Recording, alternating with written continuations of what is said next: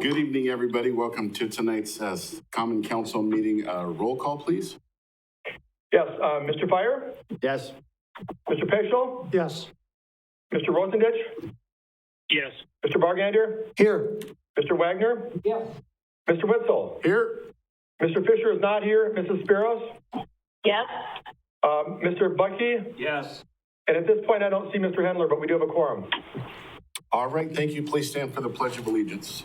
I pledge allegiance to the flag of the United States of America and to the republic for which it stands, one nation, under God, indivisible, with liberty and justice for all. All right, item C, public comment. At this time, the mayor will recognize members of the public who have indicated their desire to address the council. Upon recognition by the mayor, persons may address the council from the podium. First stating their name and address, the council may take action on emergency matters introduced by members of the public. Anyone from the public wish to address the council? Mr. Witzel. Thank you, Mr. Mayor. Based on discussion that occurred related to the reopening of city buildings and services, and more specifically the desire to discuss the seasonal opening of the current pool versus the potential early bidding and construction related to cost savings that may be available for the future aquatic center, and based on the action taken by the Common Council to reopen all city buildings, venues, services, and programs as of June 1, I have asked the city administrator to schedule an additional council meeting next week after either the Board of Public Works meeting Monday or after the Finance Budget Personnel meeting on Tuesday. At this time, the Park Rec and Forestry Department has been directed to move forward with the process of opening, including spending money on yearly maintenance, hiring seasonal staff, and providing seasonal training as well as enhanced training in cleaning and disinfecting due to the COVID-19 illness. Waiting until the next regularly scheduled council meeting may result in staff being hired and then let go, and monies being spent frivolously in yearly maintenance when the council may choose instead to forgo the season's opening to begin the bidding and construction process earlier at cheaper overall project costs. Since this is not a part of the current meeting agenda, but is rather a comment during this open comment period, it is not able to be discussed during this meeting. Thank you. Any further comments? I'll just have one, and I'll echo what Mr. Witzel said. There have been some good information, some very encouraging information that's come in the last 24 to 48 hours that I think will be very positive. And so I think his idea of a special meeting is certainly warranted. Any other comments from the public? Mr. Fire. Can I also have added to that agenda to discuss the community center? I'm having a meeting tomorrow and probably Monday, and we got to figure some things out before we go full bore out there. So we need to know what we're going to do also. So I'd like to have that added to the agenda also. All right. Steve, you got that? I do. So no particular piece of that, Mike, just the whole building operation? Whole building operation. Okay, yep, I've got it. All right. Seeing no further public comments, we'll close that. We'll go to item D, request to approve the 2021 budget meeting calendar presented by Steve Barg, City Administrator. Thank you. Amy Krogman, our administrative specialist in the office, pointed out that it's always on the second meeting in May that we set the calendar. This is good for staff because we have to make our plans for our timelines. It's also good for the council because you're able to get those meeting dates and some of those key check-in points during the next few months on your calendars as well. So you have in the amended agenda packet the proposed budget calendar for the 2021 budget process. As always, there are 3 meetings shown. We've usually been able to get things done in 3 meetings. It's a little bit trickier this year. The league conference, if it actually happens in lacrosse, is scheduled for earlier in the month, October 5th through the 7th, I believe it is. Now, of course, with COVID-19, we're not sure if this will happen, but if it does, that puts a little bit of a crimp on some things. So we move things back just a few days, but hopefully the schedule looks reasonable, and I would look for your approval if it does. Thank you very much. Is there a motion to approve the 2021 budget meeting calendar? Motion by Mr. Wagner. Is there a second? A second by Mr. Witzel. Any discussion? Seeing no discussion, roll call vote, please. Certainly. Mr. Fire. Yes. Mr. Peschel. Yes. Mr. Rosendich. Yes. Mr. Bargander. Yes. Mr. Wagner. Yes. Mr. Witzel, Yes. Mrs. Spiros, Yes. Mr. Butke. Yes. Motion is approved. Thank you. Thank you. And then on to item E, review proposed CIP projects by department. Steve, go ahead and take it away. Okay, give me just a second here. Oh, sure. Oh, here it is. Okay. Okay, can everyone see on the screen the page that talks about projects and funding sources? Yeah. Is it visible on your screen? Yeah. Okay. Yeah.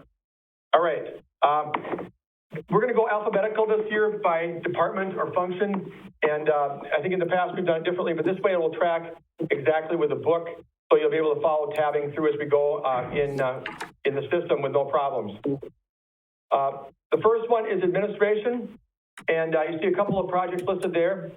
The first one is the assessing revaluation. It's something we've spread over 4 years to pay for because it's a big project. A couple things about this. If you look at it and say $500,000, that's a lot of money. It's very possible that we could do this project for less than that.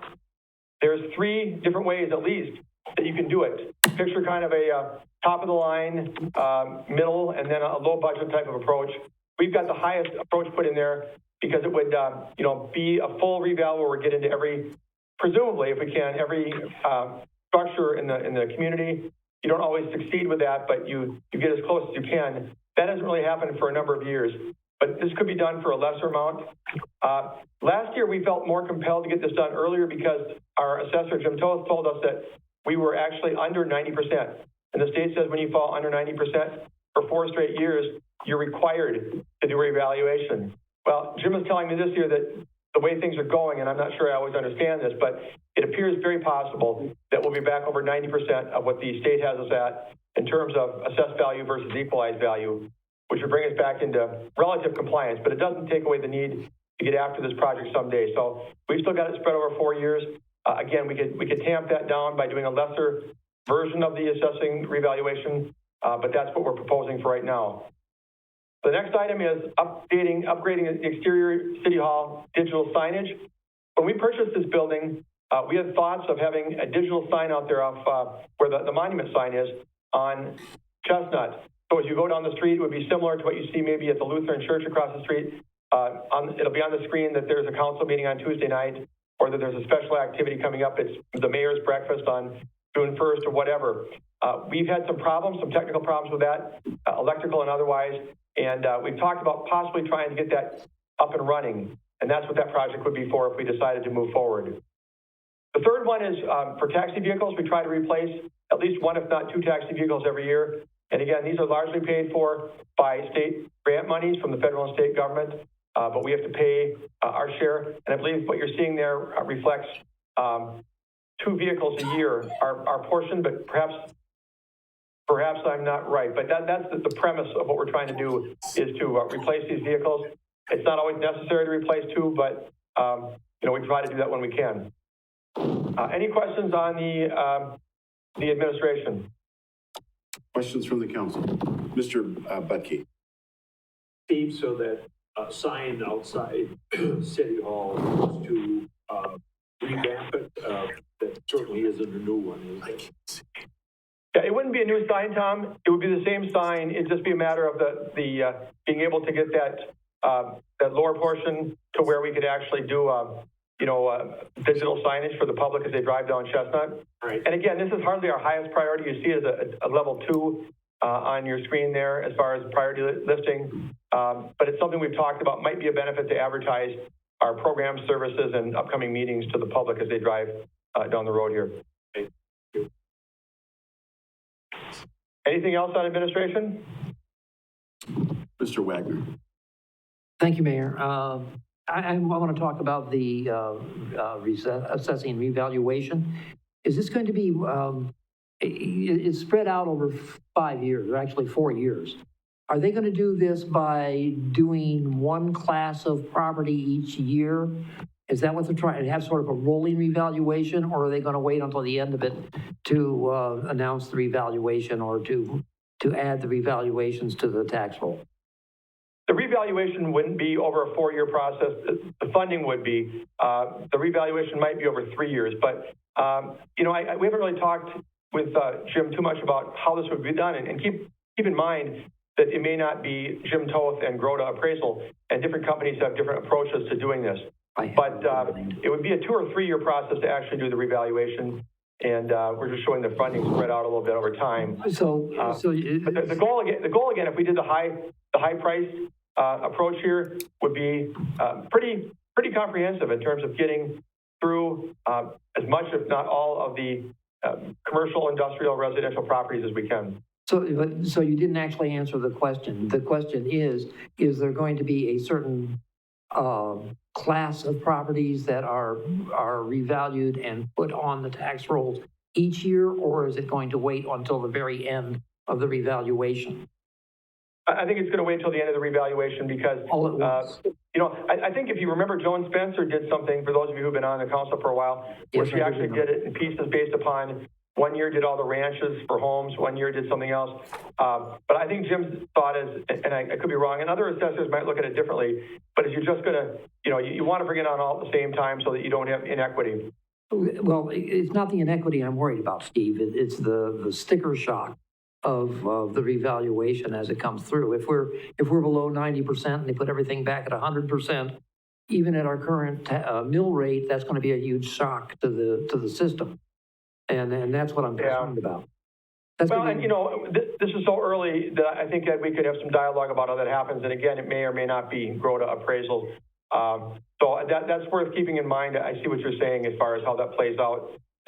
In the end, it might not play out that well to the public, depending upon how we do it. And again, one more time, I'm going to say the 500,000 is the high side. I believe the lowest way you could do it, it'd be somewhere around the 175 area, and then there's one in between. So when we get closer, we're going to want to look at the approaches with council in terms of how thorough and comprehensive we're going to be in doing this. And I just want to add one more thing here. I know you guys have messed around with the rules of what's capital improvements and what isn't. This has nothing, this is not rolling stock, it's not bricks and mortar. And it's taken me a little while to get used to these things, seeing studies and administrative things. I think there are some in EDV and there are some in the airport also that are being funded as capital improvements. And I don't think they belong in the capital improvements budget at all. Having said that, I will take my medicine and deal with it this year. So thank you. Well, yeah, and you can question some of those. I mean, we kind of came up with the idea of a 5-year useful life and at least $10,000. Our intent was to try and bring in things like technology and other things that are really not talked about in April and May, and suddenly are in front of us in October. And they have useful lives of 5 years or more, and yet they're not considered in the bigger picture. That's kind of what we looked at in adding those kind of items to the CIP process. Mr. Butke. Anything else? Yeah, I just want to be sure, Steve, that to tie on to what Mr. Wagner has said, I want to make sure that the reval is not done as Joan did and stated. I would like for it to take effect all at once. That's a fairest way of doing it, rather than some people get nailed right away and others later on. Okay, duly noted, and I think you both make a really good point. And again, I don't think I even got anywhere near that far in talking with Groda staff. But one more thing, looking back at the taxi vehicles, I know that Amy and I had talked about in some years would there be a need for 2, but I see that what we ultimately put down is 1 vehicle per year. If you see, like in 2021, estimated at $40,000, the grant from the federal and state government covers 80%. That would be $32,000. So the city's portion of those expenditures is ultimately only 20% of the total each year. So we get a really good deal when we replace those vehicles. We end up paying more like $8,000 or $9,000 for those cars or vans.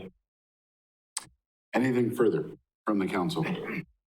All right, we'll go on to the next one. The next one would be airport, and I'll give that over to Dan here in a second. Go ahead, Dan.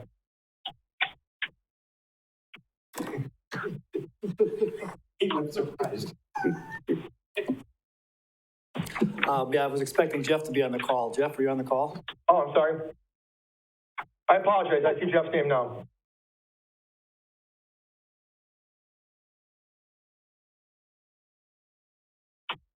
Jeff? Is Jeff there? I thought I saw him earlier. Well, I can start on these then. The first one in the book is the reconstruction of pavement, project 415-38616. This is a major project to reconstruct our runways. The runways, as the narrative says, is the runway was last resurfaced in 1991. There's been a number of maintenance treatments over the years. Some special crack filling has been done as recently as 17, 18. But we've really noticed some deterioration over this past winter. We had a call with the airport committee and the BOA staff members in Madison a few weeks ago, talking about how we get this project moved through the pipeline, because it is becoming a high priority for us, and we want to really focus in on that one. The next project is the demolition of the old terminal building. As you know, MAPS is currently in the process of moving into their new building. They will be in their new building sometime this year. That leaves the old building vacant and without a use, and the plan has always been to tear that building down. There is still some equipment in that building that is used for the National Weather Service that is going to be migrating up to the main terminal. Jeff at the airport is working with National Weather Service folks to move that equipment, so that's we'll be driving that schedule. We expect that to happen in 2020. So it's possible this building could be ready for demolition in 2021. However, as we tried to balance the numbers of our spending in these first 2 years, it actually fit better in 2022. The next project is some precision approach path indicator lights. There's an acronym for that I can't pronounce, so I won't. But this is another one that would be tied in with the runway project. As the runway improvements are made, the lights approaching the runway also get improved. And there's some initial funding starting in 2021 with the bulk of the project in 2022. I should point out that on these airport projects, we do get a significant assistance from state and federal funds. Typically, the local share ends up being in the 5 to 10%, with 90% of the project being funded by state and local funds. And that is the end of the airport projects. I'd be happy to try to answer any questions. Questions from the council? All right, seeing none, we will go on to the cemetery. Good evening. Thank you, Mayor. Can everyone hear me okay? Yep. Are we good? Yep. All right. The cemetery road maintenance, that's kind of our annual road maintenance replacement program. We replace and maintain all the roads in the cemetery, and we work with the Catholic and Lutheran cemeteries on their replacement too. This program entails the repair and replacement of all the asphalt roads. It might require design, reconstruction, complete replacement, resurfacing, seal coating, crack sealing, and striping. Typically, we always work with the engineering department and the street department on those repairs. This is a relatively new project, meaning it's only in its about third year, and so we're doing a little bit of catch up on some of those roads. I anticipate in about after 2025, we'll be able to do kind of an every other year approach, but right now we're on a catch-up phase. That's all I have for the cemetery road maintenance. Questions from the council? Mr. Butke. Justin, I don't have any questions on the road maintenance. I think that's a good idea. But I want to commend straightening out that little pond that was on St. Joseph's Avenue. That's all fixed up there. It looks nice. There always was water sitting there that would run over the sidewalk. Good job. I'll pass along those comments to the staff. Thank you. All right, seeing nothing further on the cemetery, we'll go to development services. That's Josh. Yep, thank you. The first project we have, which is in 2021, would be the Economic Development Action Plan update. The current plan was adopted in 2013. It has a number of, I think we counted over 100 different objectives and goals, many of which are not done yet, but we figure it's a good time to reprioritize and re-strategize what the economic development goals are in the community, and that's the time to update the development plan. The next project is in also 2021 through 2025. That would be the downtown facade improvement program. That program's been wildly successful, and that's been going on since I think 2009. The city's invested over $600,000 with leveraging about $2.5 million in other local investments. So the EDB, they lowered the amount of funding on that over the last, these next 5 years, but they still want to have it in the budget going forward because it's been a worthwhile program. The next project is another project that would extend, currently estimated for the next 5 years, but I think they're may be phased out over time. But right now, the commitment's there to provide $50,000 towards the Wenzel Family Plaza programming. And that's been going on since 2018, since the plaza opened. The next project is also a 2021 project. That would be the West 2nd Street redevelopment plan. If you recall, 2 years ago, that was on the table, and we worked through starting an RFP process for that. But with some things that came up with not knowing the city garage status and other properties in that area for the West 2nd Street project, we felt it would be, the timing wasn't quite right to develop that plan. And so now I think it would be time, given the having just completed or nearing completion of the garage, the city garage and street division study. We'll have a better indication of what the needs will be for that facility. And that will also save on the cost of the 2nd Street redevelopment plan. An analysis of the street division was a component of that plan. So getting that done will actually save us money there. The next project is a 2021 plan, $25,000 donation to the Zoo Welcome Center for the electric display. The EDB had committed $25,000 in 2020, and the original ask was $50,000 total. So this is the second half of that request. The housing incentive program, which is currently budgeted for 2020, this would be a second year of that program, budgeted for 2022. $250,000 would come out of the Economic Development Board 205 fund, and then the other $250,000 would be expected to be borrowed from the city. The next project would be TIF number 2, affordable housing extension. The TIF legislation allows cities to basically capture a final year of increment after the TIF district closes. And projected right now, TIF district number 2 has about $125,000 worth of increment. That money can be used, 75% of that money can be used for affordable housing. The other 25% can be used to improve the city's housing stock. So we'd really like to take advantage of that. That TIF district, I think, is, I believe it's a donor TIF, and so it could close already. And so as soon as we're ready to close that, we can capture that final year of increment to use that for affordable housing. The next project is a 2021 project. That would be acquisition of industrial park land. We currently have $150,000 in the budget for 2020 right now. This would be a second year of that. We're not sure exactly how much that will cost. The first step is to get an appraisal. This is for the USDA research farmland north of Yellowstone Drive. But pretty soon we have to make a move on that or look to actually acquire that property. The city's actually missed out on some opportunities to submit proposals to attract businesses because we simply don't have enough industrial park land. We don't have large tracts of land. So it's time now with PCA coming in, it's time to get additional industrial park land. And then the last item is, again, a 2021 project that would be to create the TIF district so that when we do acquire the property, that would actually be TIF eligible. And then we could use, once we create the TIF district, then we'd have opportunities to provide incentives to attract businesses to the area.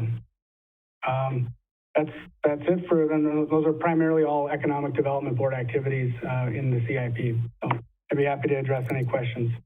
Questions from the council? Mr. Witzel. Thank you. How quickly do we see an ROI on the facade investment? I'm not sure how long before the taxes go up on our property values go up? We put investment into this. Well, we don't, but the EDB puts in an investment in the facade program, which I guess would be sort of indirectly yes. But how quickly do we see then the as you said, the tax base increase, the ROI on that investment? How quickly does that turn around? Well, usually it's within a year of the program, or of the project taking place. However, it's not a dollar for dollar increase in investment. I've started a project of looking at what the actual increases have been over the years, and I don't have the numbers off the top of my head. So, but I mean, it's beyond that. It's beyond just the actual dollar investment and the tax-based investment. It's the physical improvement of the downtown, which I think is quite notable. You know, if you look at the downtown from 2000 to or 2005 to now, it's a pretty big contrast. Yeah, that's a 15-year turnaround, but I guess I'm kind of wondering is we invest money, and I don't have any doubt that it's not a good program. I was just curious how many years it takes to see that come back and then to see that additional on top of that. The second question I had was the West 2nd Street redevelopment plan. Is this a little too quick to do this next year? There seems to be a few big questions related to that section of properties there. I guess I'm kind of questioning with our concerns of tax situations and whatnot, if this is really a good year to push that, or maybe it'd be better to be waiting another year. I don't know. Yeah, I mean, in discussions with the EDB, I think we feel it's time, and we can evaluate even if we budget for it, and if things come up and circumstances change, we can reevaluate and move it back. But I think right now we feel like now would be a good time, but I don't think anybody would object. We've certainly got a lot on our plate in 2021. So but I think this is also a project that needs to get done so we can get investment going in that redevelopment area. Thank you, Mr. Wagner. Thank you. One of the things, I thought that 2nd Street redevelopment concept plan was going to be done 3 years ago, actually. And it was supposed to be, I thought it was going to be done at that time. And one of the reasons that I think it's important is because there's going to be a lot of private investment in that area if we can show the concept plan and show that we've reserved the zoning or the land use for it or whatever. And I think that the biggest criticism I've gotten over the 2nd Street plan is you can't even tell me what it's going to look like. Well, the whole idea is let's see what it could look like. And I think that's why they want to do it and want to do it as fast as they can. So I thank you for getting that thing going, Josh. Yep. Welcome. Mr. Butke. Yeah, I agree. I agree with Mr. Wagner.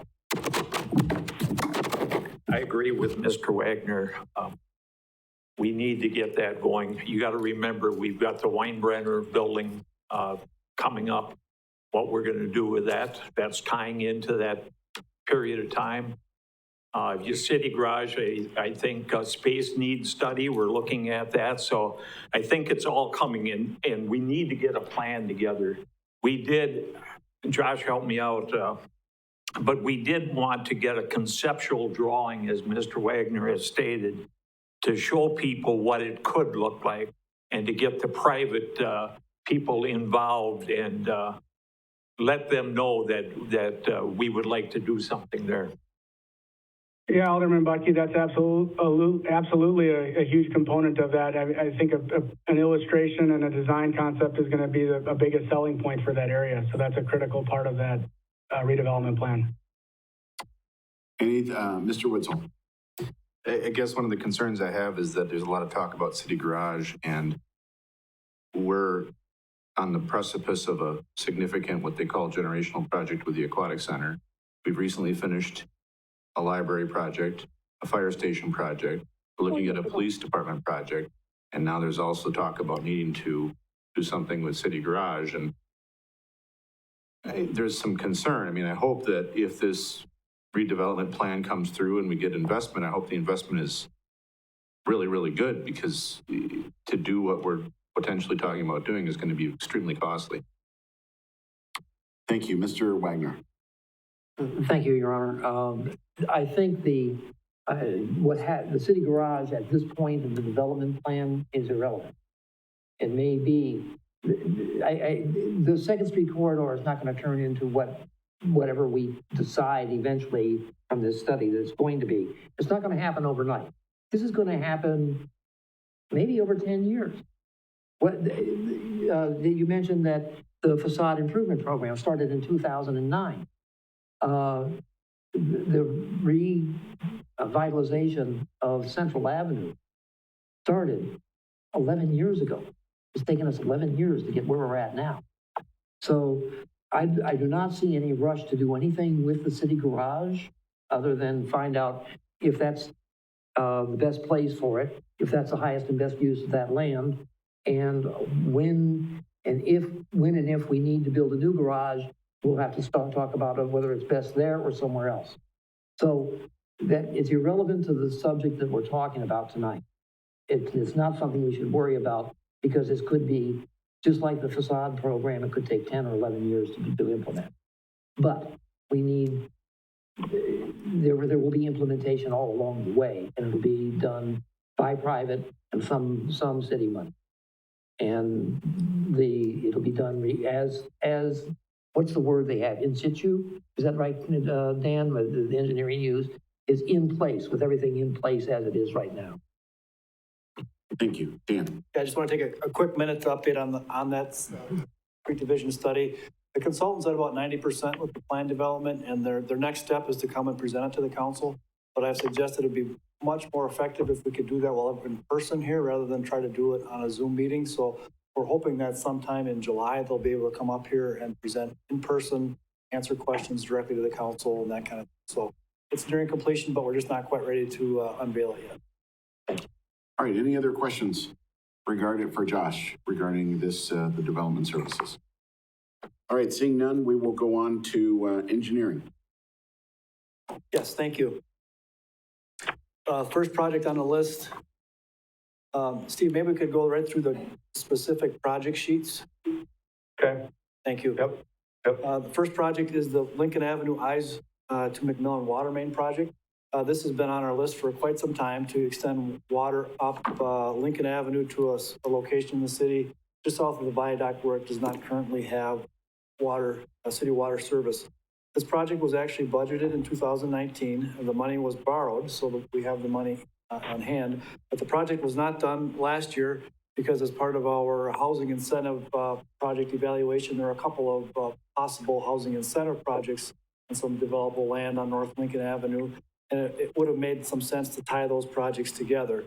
They weren't chosen at the time or the projects didn't come through, but we still have this money available to do this project when the time is right. And so you'll notice in the funding source that it's actually fund balance. So this wouldn't take new money to complete this project, but we have some fund balance available to do this project. And it's currently penciled in there for 2021.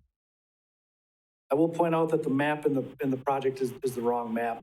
And it's a little bit fuzzy in here. We're using a new feature in our CIP software that allows us to insert graphics into the software. And some of the maps have turned out better than others. This one was a bit fuzzy. We'll work to correct that, but it's also showing the wrong location on Lincoln. Fortunately, you can't read the map, so you wouldn't know that it's the wrong location in the book. So, all right, the next project is another Lincoln Avenue project from 5th Street to Adler Road. This one would be a total reconstruction, converting that ditched street to a curb and gutter street with sidewalk on both sides, completing a link between the sidewalk on Lincoln south of 5th with the pedestrian trail on Adler Road. This has also been on our radar for a number of years. Unfortunately, we haven't been able to fund it with other priorities going on. And so this spring, staff applied for STP urban funding on this project. Same kind of funding we had on East 29th Street from a few years back, and we were successful with that application. So this is in here as an 80-20 cost share, 80% state and federal funding, 20% cost share on the construction. The design is funded 100% locally. It is planned for 2024 construction, just because it takes a bit of time to develop these projects through the WSDOT process. This project was not in the CIP last year, so this is a new addition for this year based on the successful federal funding for the project. The next project was a companion project to the Lincoln Avenue 5th to Adler, and this would be water services. There's a few lots along there that don't have water service in them, so we would stub in water laterals as the project is constructed. The next project is East 17th Street from Maple to Peach reconstruction. This is another one we've talked about several times over the years. And this would convert to curb and gutter, the ditch street now between Maple and Peach, add sidewalk on both sides through the fairgrounds. This year, we have updated the cost estimate on this to look at an asphalt pavement versus a concrete pavement. It had been estimated previously as a concrete pavement. 17th is a truck route because of activity going in and out of the fairgrounds.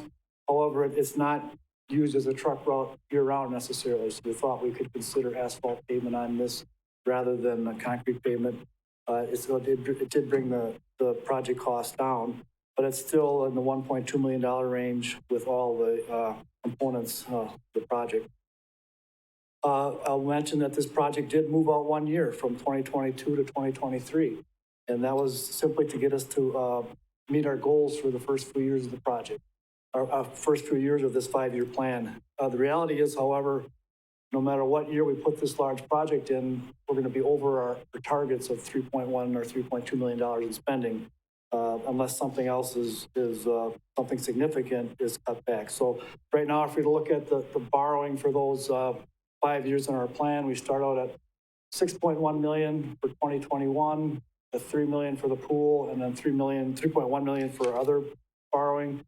Then the borrowing jumps up to $3.2 million. We have a spike in 2023 because of the 17th Street project, and we're back down to $3.4, $3.5 million for the last 2 years of the program.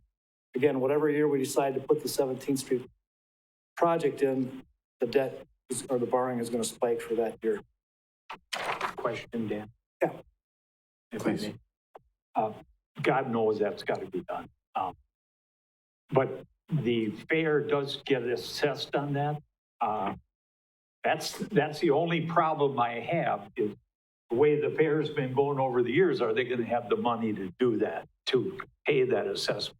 That's my only question. But we wanted it done long before this, but it's one that has to be done. But how are we going to find it? Mr. Witzel.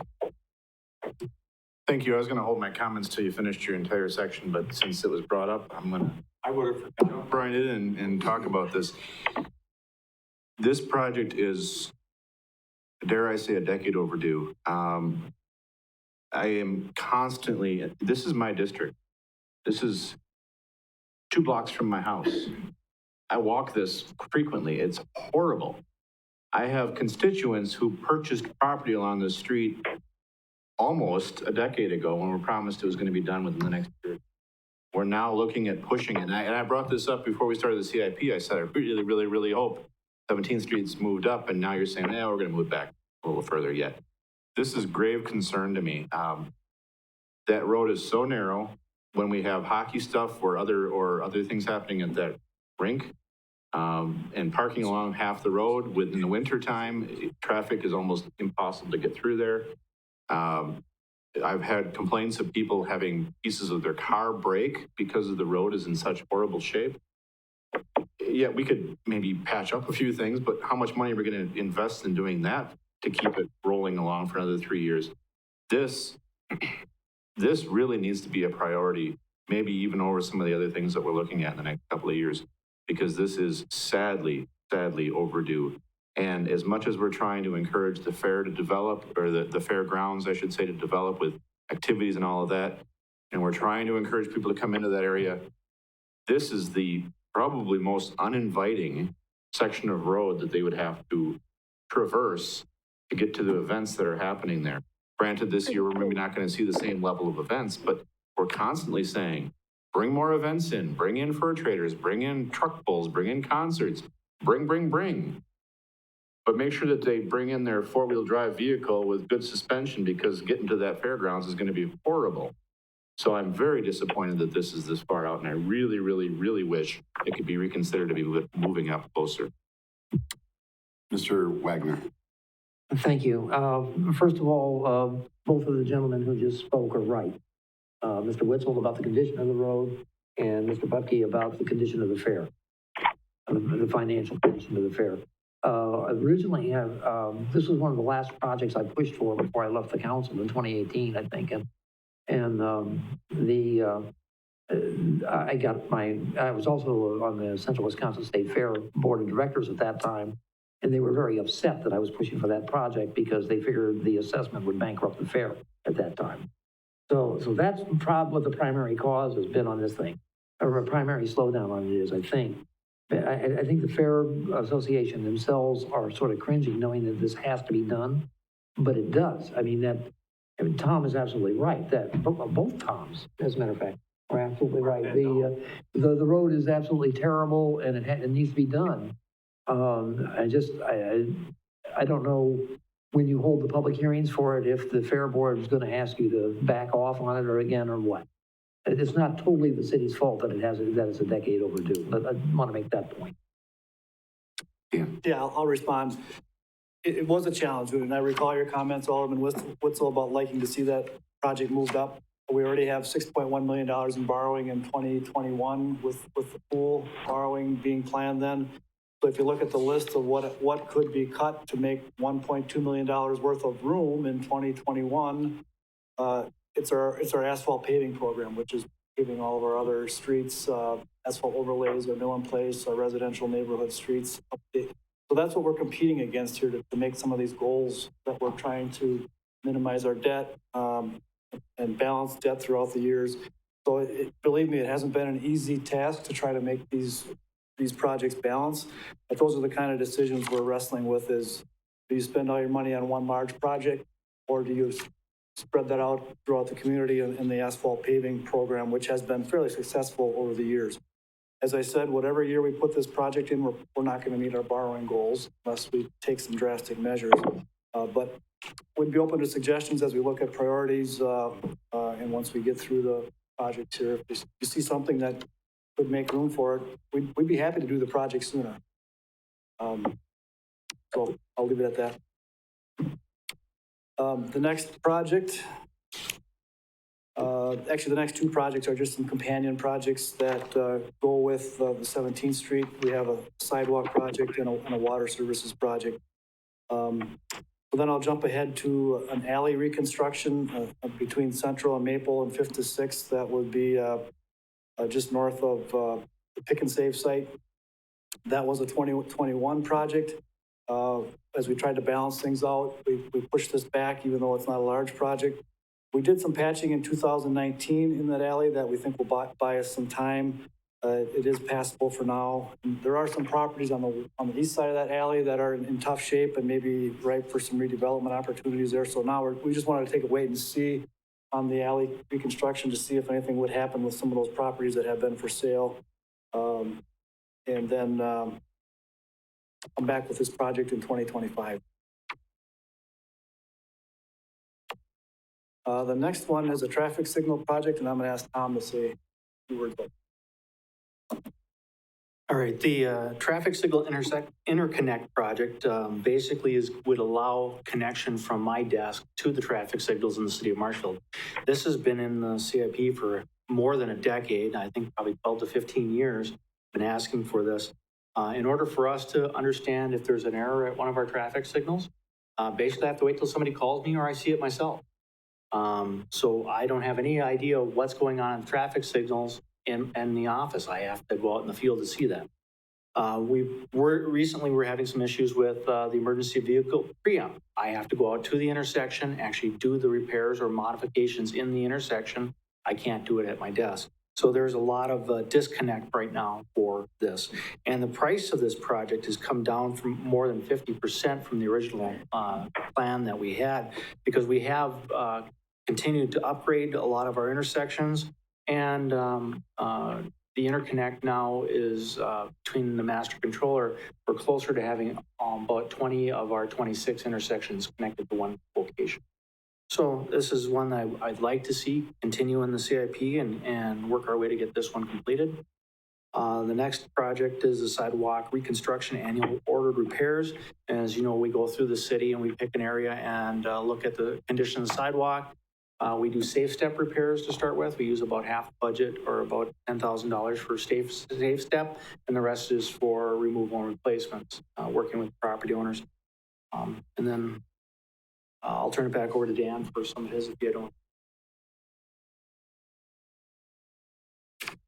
All right, we'll page ahead then. The next project is our asphalt street mill in place for 2021. This is the big project I had mentioned before, which is really a bunch of smaller projects tied in with it. But we fund our asphalt paving program with this project. It's $2 million a year is our target.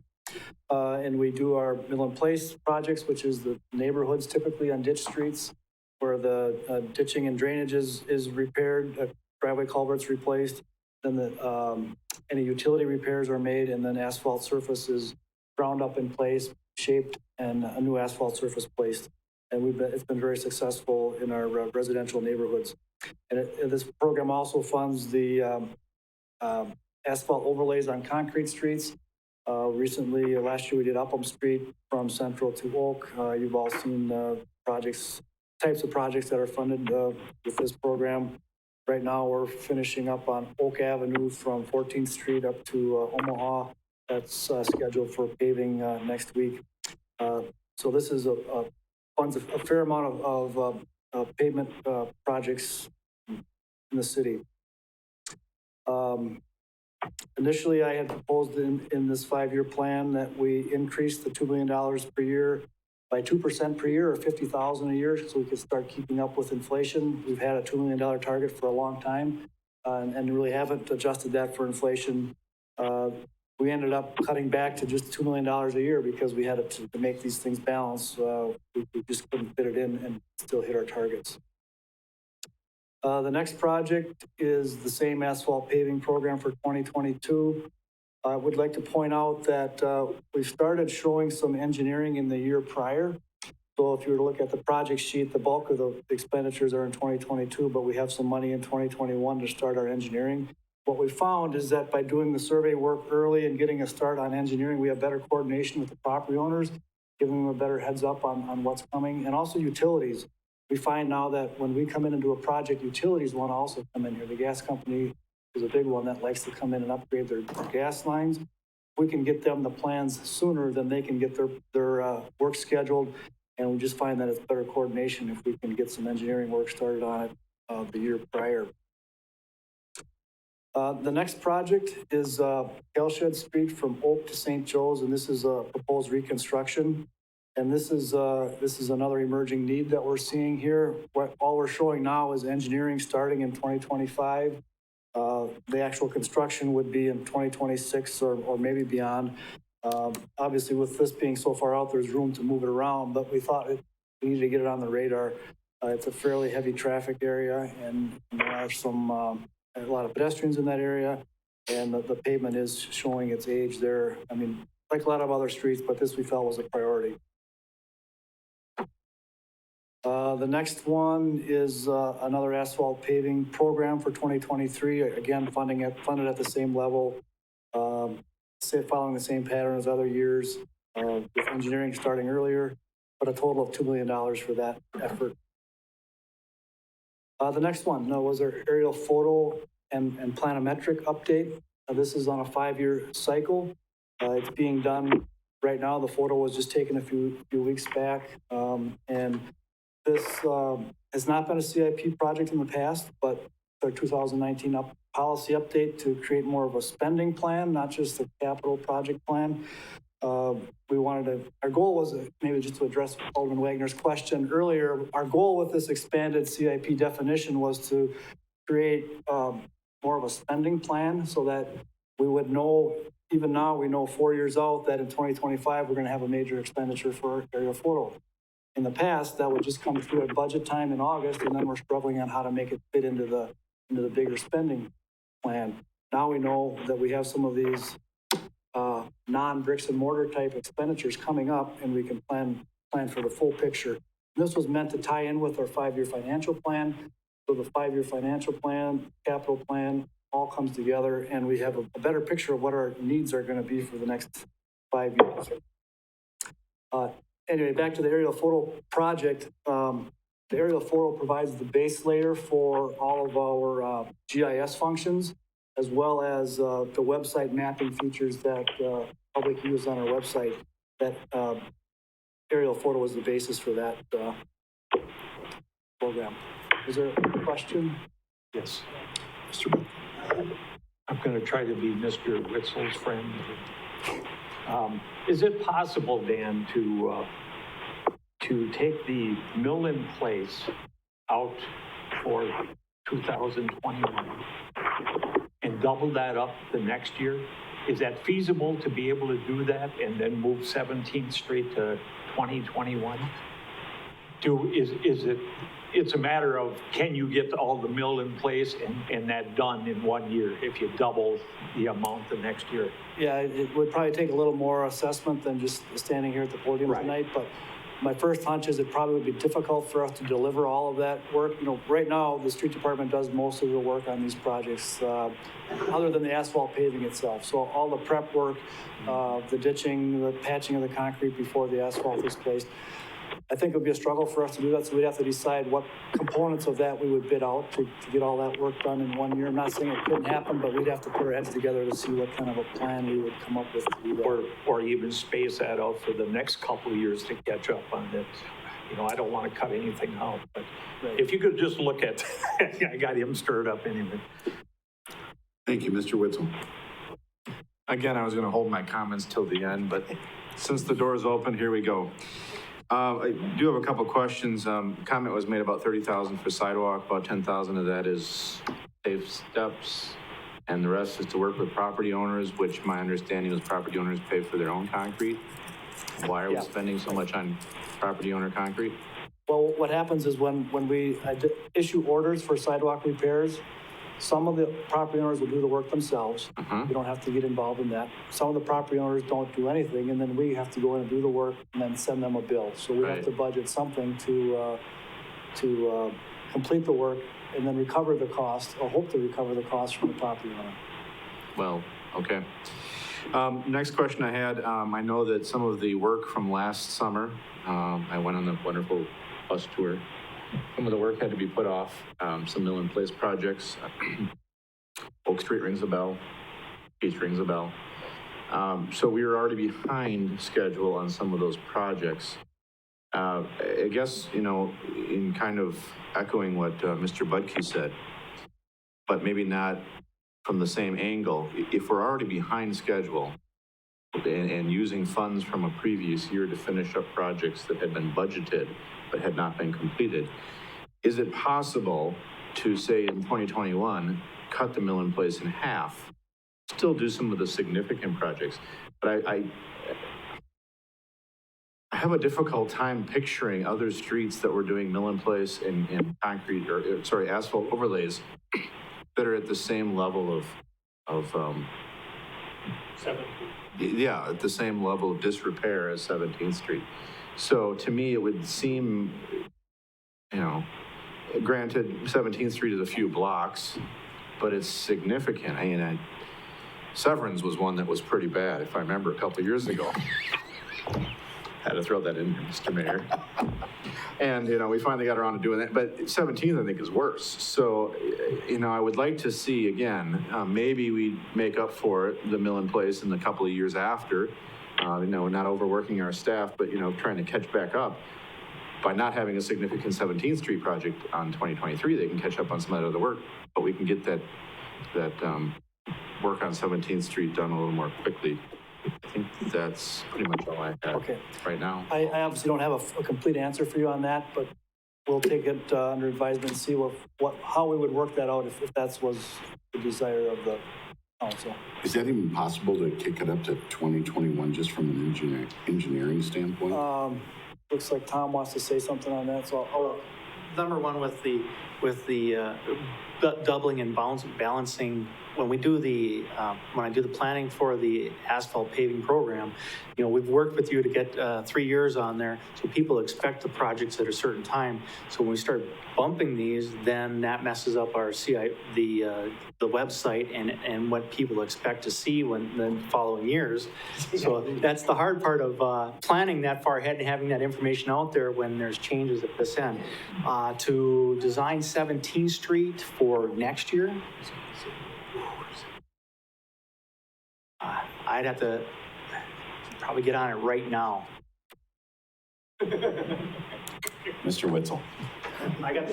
You explained on when you explained the East 17th Street project, you explained that it's already been bumped back to 2023, which already makes the website obsolete, so that the people that were looking at the website expecting that to be done in 2022 are now going to have to see that it's done in 2023. So just by simply pushing that back because of the funding situation and else as was described when that was first brought forward, let's figure out how we can make it happen. And I understand, yeah, okay, you may have a couple of residents that are a little bit upset because their project got bumped, or you got a bunch of people here on 17th Street that are upset because their project got bumped. And all the people that use the fairgrounds are also upset because the project got bumped and they're having to buy new shock absorbers and struts and everything else for their vehicle as they're taking a joyride down 17th Street at 10 miles an hour. The other thing too, just while you bring up the website, which is a tremendous thing that we have that you all put together, there is a disclaimer on that website that does say, subject to, I mean, if we have a major weather system come in and a road gets, blown away somewhere, obviously we've got to move that up. So I really appreciate what you have, but I just remember we did when this website was created, that disclaimer is there for a reason. So now, but the other side of this is it feasible for you all to make those changes? And if you have to get started on it right away, we'll be done soon. Yeah, I mean, in 2 weeks we'll make a decision. Yeah. Again, we can't really put together a complete thought tonight, but we will, we'll talk about it with But staff. you can see if it's feasible. Right. Okay, the next one is Tom's. Again, I'll let you talk about. Okay, and this is typically a maintenance project, but because of the spending plan that we put into this, this is the traffic signal LED bulb replacement. In 2006 and 2007, the city of Marshfield, I applied for a grant and received a grant to replace all the LED or the incandescent bulbs, the LEDs, in those 2 years. That first year, we saved $17,000 in electricity costs by converting the incandescent to LEDs. These LED bulbs have a lifespan of about 12 years, and we're now approaching 15 or so on those. And so we're replacing them a little bit more often. So what my goal is to start getting a section of the city and just replacing the bulbs and getting those renewed so that we're not doing piecemeal pieces here and there, and it's a little bit more efficient. So that's just that project.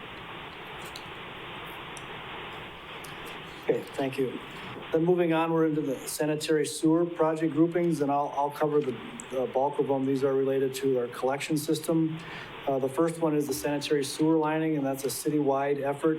This program's been going on for 20 years. It's been very successful for us. We target about $950,000 a year on our collection system improvements. And whatever isn't spent on sewer replacement or reconstruction or lift station improvements, then it goes into the lining program. So you'll see that it does vary quite a bit in each of the years there because we might have a major reconstruction of some sort that is using a big chunk of our $950,000. Another thing I'd like to point out is that these are all funded through wastewater utility fees. Our rate structure has been such that we don't have to borrow for these large expenditures. So we've been able to reduce the amount of debt that the utility has by maintaining a relevant fee structure. And paging on then, the next one is a companion project. Hang on one second, Mr. Butke. No. Yeah, I just want to point out to the council here, part of the compliance maintenance report, the very good one that Sam brought to us again, is because of doing this, of lining and replacing these lines. Years ago, when I was involved with that, we'd have lift stations flooding, and I asked Sam the other day, does that lift station still flood out? No. And he basically said, because we do this stuff, so this is a good thing. Thank you.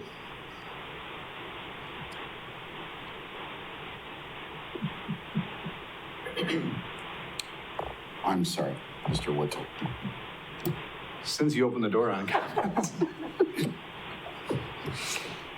Tennis match. Why is the third year such a huge bump on that sewer lining citywide thing? Yeah, again, it would be because we don't have any other major reconstructions or excavations planned for sewer replacement. So it's independent of the fact that we're aligned to do 17th Street that year?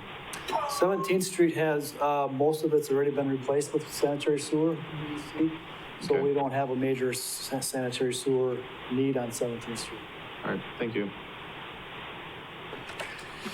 Mr. Wagner. Just to please the gentleman from the 6th, a project coming up is the sanitary reconstruction on East 17th. What year? Yeah, it's, well, I guess he's got something in 2022 here.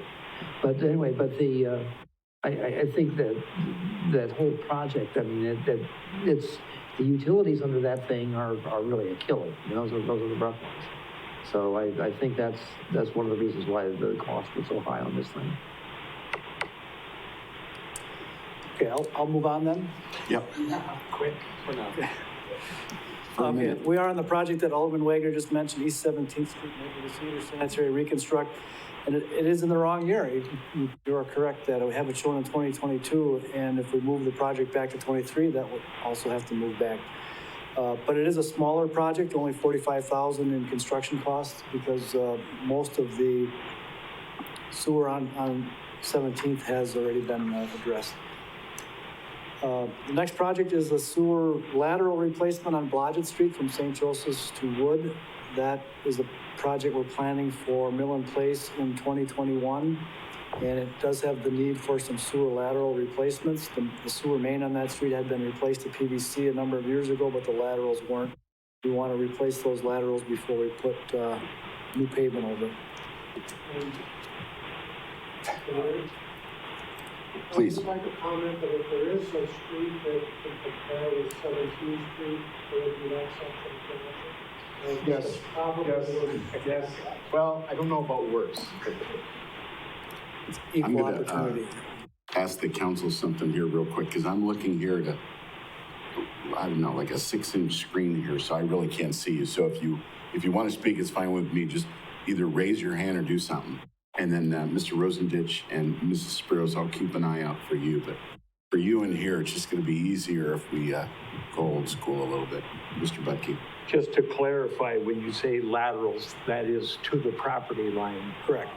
Yeah. And then I believe you still have that in place for the homeowner to replace their lateral? Yes. From the property line to the house, and then there's a rebate? Yes, we do. Yes, there's Thank still a $1,000 incentive for someone to replace from wherever we would leave off into their basement. And so we'd have a complete lateral replacement on both the public and private side. We've also been fortunate to couple that with the water utilities lead service replacement. It's not uncommon for our old lateral to have a lead service with it. And so when they can combine those two and get a plumber to do both at once, property owner does okay with those kinds of replacements. And we've been successful on Cleveland Street. Now we're getting started up there with that work. We've seen a fair number of those done and being planned. Okay, continuing then, the next project is Cedar Avenue from 18th to 14th. This is a standalone sewer replacement project of about 4 blocks. And I'll just mention in the past, most of our sewer work, the sanitary sewer reconstruction was tied to street projects, like the Lincoln Avenue project I mentioned from 5th to Adler, and like Cleveland Street this year, where we're doing a total reconstruction project and replacing all the utilities. But since we don't do as many street reconstructions as we used to, we're finding that we need to start planning for some standalone sanitary sewer replacements. And these are typically 6-inch sanitary sewer lines, which are too small to be lined in older neighborhoods where we have clay tile laterals as well as a clay sewer, and just lots of problems with maintaining those lines. So you'll see in here a number of standalone sanitary sewer projects, and they are funded 100% by the wastewater utility. So any street cuts that are done because of this, the trenches and so forth, those streets are repaired, not necessarily as a total reconstruction, but as a repair that would be funded by the wastewater utility. It'd be great to do a total reconstruction while we're in here doing these, but we just don't have the city funds to go along with the wastewater funds to do a total reconstruction. The next one is North Walnut Depot to Blodgett, another standalone sanitary reconstruction of about 2 blocks. The next one, Franklin Street from Central to Chestnut, 1 block sanitary sewer reconstruction. The next one is East 4th Street, Maple to Vine, sanitary sewer. I'll wait for the screen to catch up.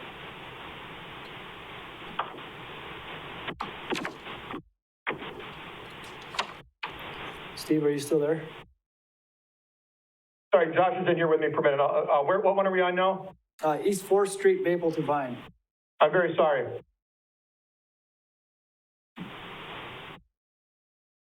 One more down yet.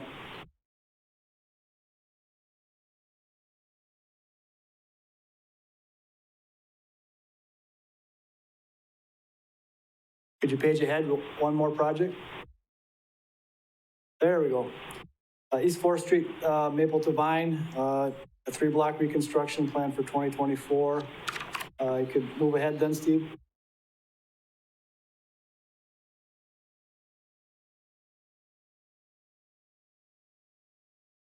The next one is Vine from 2nd to 5th, also 3 blocks, and we would tie that together with the 4th and Vine area.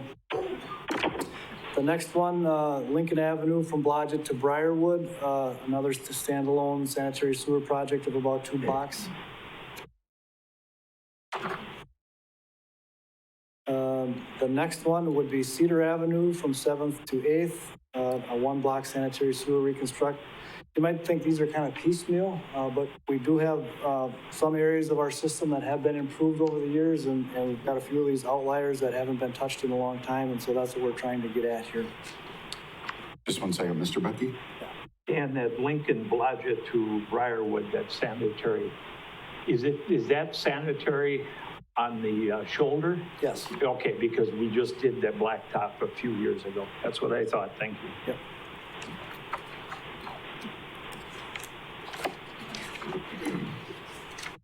Okay, the next one on the list here is on Franklin Street from between the 2 plums. There's an offset in Plum on Franklin. This is west of Peach Avenue, a small stretch of sewer that we would do in 2022. The next one was Arlington Street from Schmidt to Lincoln, 2 blocks of reconstruction there. The next one was Arnold Street from west of St. Joseph's, up the hill from St. Joe's around the curve, about 2 blocks worth there. And the next one was Cherry Avenue from 1st to 2nd Street, just south of the railroad tracks, another block there. And the last one on the list here is South Cherry from 3rd Street to 9th Street, 5 blocks or so of reconstruction there. Any questions on the engineering projects? Questions for Dan? Seeing none, we will go on to facilities management. Thank you. We just have one project under facilities management, and that is a boiler replacement here at City Hall in this building. There's 2 boilers in this building. We had a bit of a scare with one of those boilers over the winter that was developing some leakage. Jeff dug into it and found some corrosion in the boiler that he thought was going to be a problem for us and might have caused us to do something on an emergency basis last winter. He was able to find a way to deal with the corrosion and fix the leak, and it's been holding the rest of the winter season. It was fine. Boiler 2 hasn't shown any signs of trouble, so that one is good to go yet. But we are penciling this in, so it's on the radar here for 2022 to replace one of those boilers, and 2024 to replace the second one. Questions for? No? All right, we'll go on to Over there, Mr. Way. Just before you leave, and I made a note here that the planometrics that you're going to do, we're going to do that with long-term debt. That sort of walks real close to the line of funding operational costs out of long-term debt, which I think is a no-no. But is there anything else that could, any other way that could be funded? I mean, it's spread out over, and it's set out for 5 years from now. Could you set up a capital fund or something to put money aside for it each year? So that out of the tax levy as opposed to long-term debt? I'm just very uncomfortable about funding operations out of long-term debt. Yeah, I think that's something we could talk with Ron about. I defer to the finance guy on how to fund it, but the project we have going on right now for aerial photo was funded in the 2020 budget with debt, whether that's the right thing or not, but that's what we've done this year. Anything further from the council? No? Okay, now we'll go on to the Fair Commission.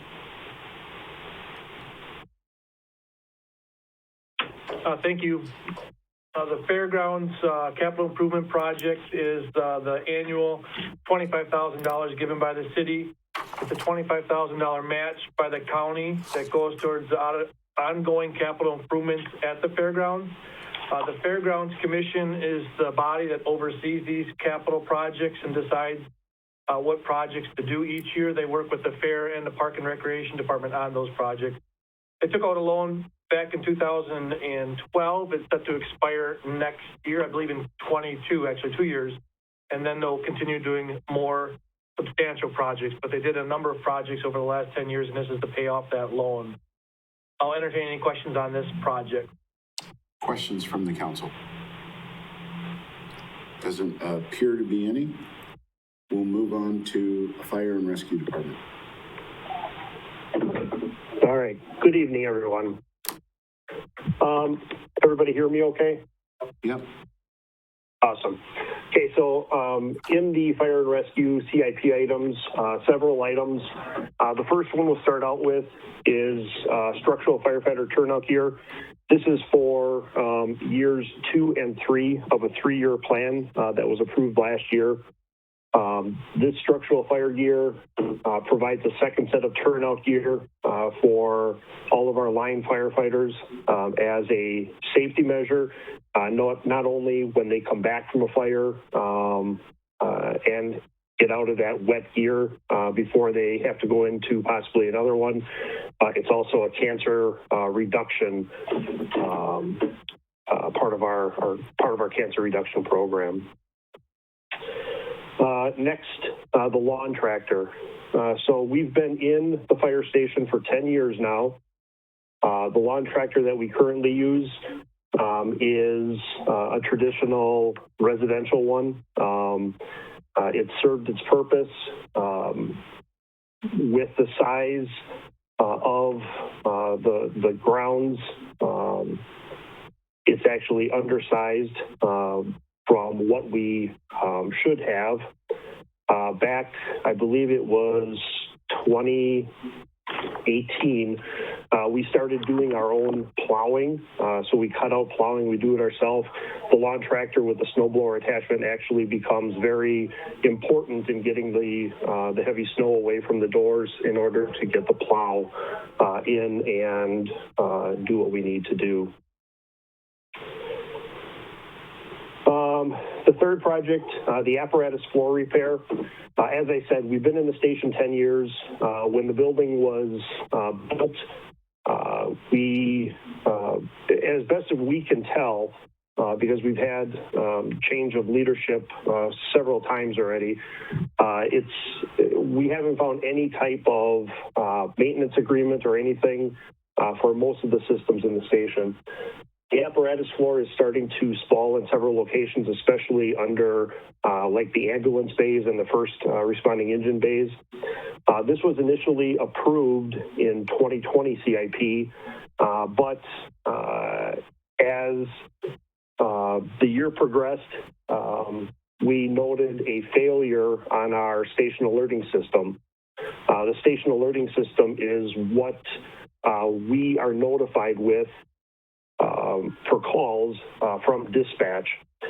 So we had to make a swap, the apparatus floor for the paging system in order to receive calls.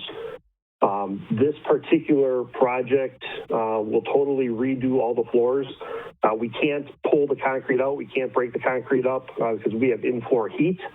And that would cause this price to increase drastically. So Deputy Chief Fletty has been working with different contractors trying to figure out the best way to do this. They've got a plan in place. The cost of this is split 50-50 with half of it coming from EMS. Car 7 replacements, part of our vehicle replacement program. Current Car 7 has nearly 100,000 miles on it. It is a 2007, I believe. It is estimated to be near its end of its life in 2021. We keep our station vehicles around for a very long time. Years ago, we put in the vehicle replacement program for the fire apparatus. And a couple of years ago, the station vehicles were included into that plan as a way to predict what's going to happen in the future. The next project is the stairwell tread replacement. So when the station was built, we had leftover material, leftover stock of the treads leading from the first floor up to the second floor. They are beginning to fail. It becomes a safety issue, a trip hazard, because they actually do pull away. We are down, I believe, to our last tread to do some replacement. And the company that we purchased these from are not making this compatible tread anymore. So this would be retreading all of the two stairwells on the south end and in the center of the station. Again, that one is split between long-term debt and the EMS fund. The training facility. So currently, we have a public safety training facility down behind Park and Rec on South Vine. And that happened about 14 years ago. It came to fruition, a partnership with Midstate, and working with the city, we were able to use part of the old wastewater office building. We have different fire training props down there and a couple of garages right now.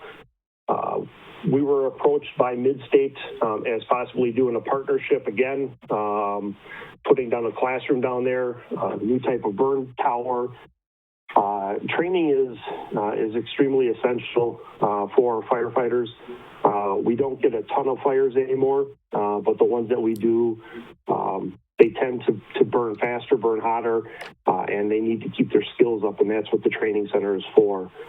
Our current training facility has been used not only by us and Midstate, but also by Marshfield Police Department. They use that for different type of tactics training for SWAT. So this whole thing is on partnership with Midstate at about $200,000 from them. Again, that has to pass their board and all of their steps, but this is a starting plan to get the facility to be one that is used more routinely and safer. We have several areas in the training center currently that are in need of repair, but this is going to take over and totally redo that training grounds, which would be a great benefit to everyone in the area. The next projects are all in the EMS fund. Again, similar to the vehicle replacement program, we didn't have a plan in place for replacing our EMS equipment.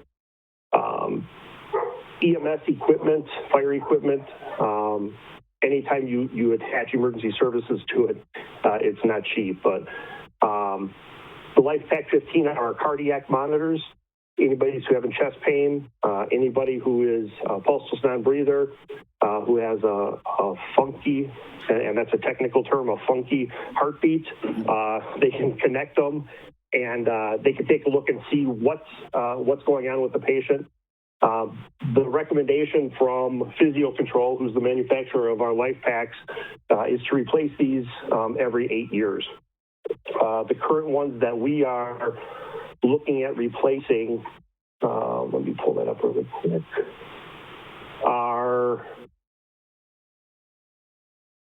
there it is.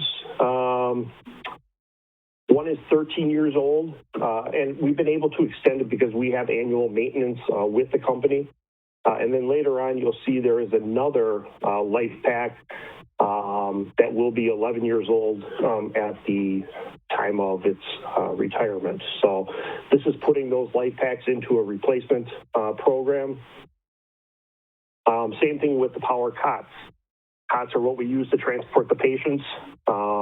And these cots are reaching the end of their useful life. These are power cots that work in conjunction with our power load, and it's all safety driven. Ambulance 98. So this ambulance is part of the normal ambulance rotation plan. This is a 2007. One of the things that we are doing, and we did this year, is we're doing something called a remount. So when these ambulances come due for replacement, we are able to replace the chassis, and they sandblast and repaint to redo the patient compartment at about half the cost of a new ambulance. So in 2023, this ambulance is slated to be replaced and have been in life or in use for 16 years.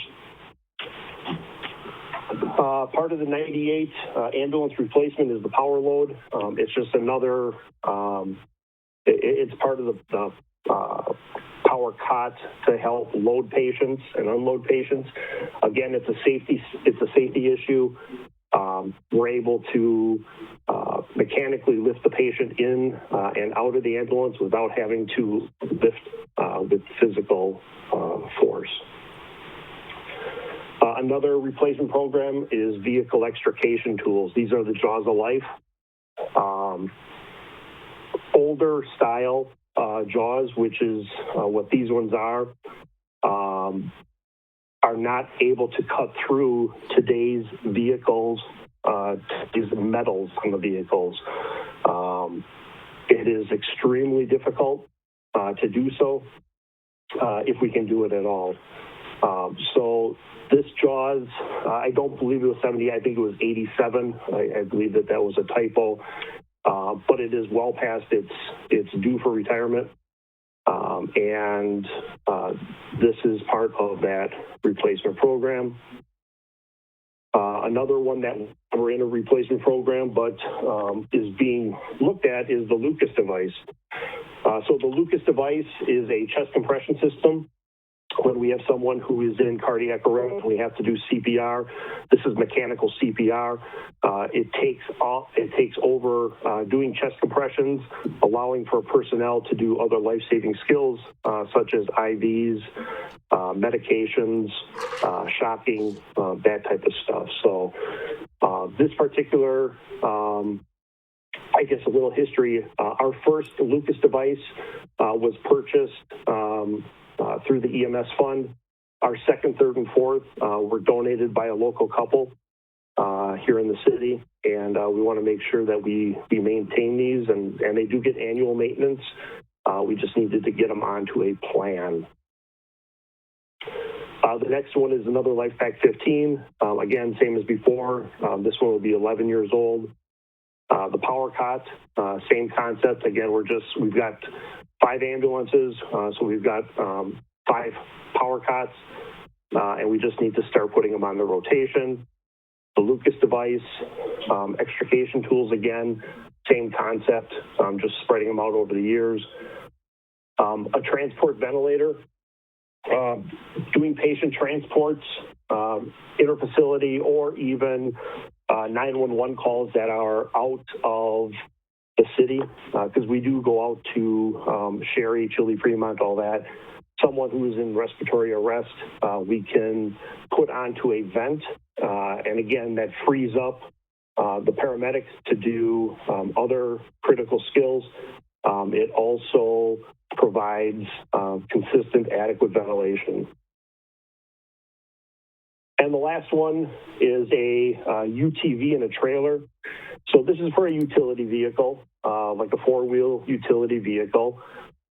We have several areas within the city that we will not be able to access with our engines in the event of a fire. So if you go down to 29th and Apple, there is a path, a walkway, head south. It goes towards the business park.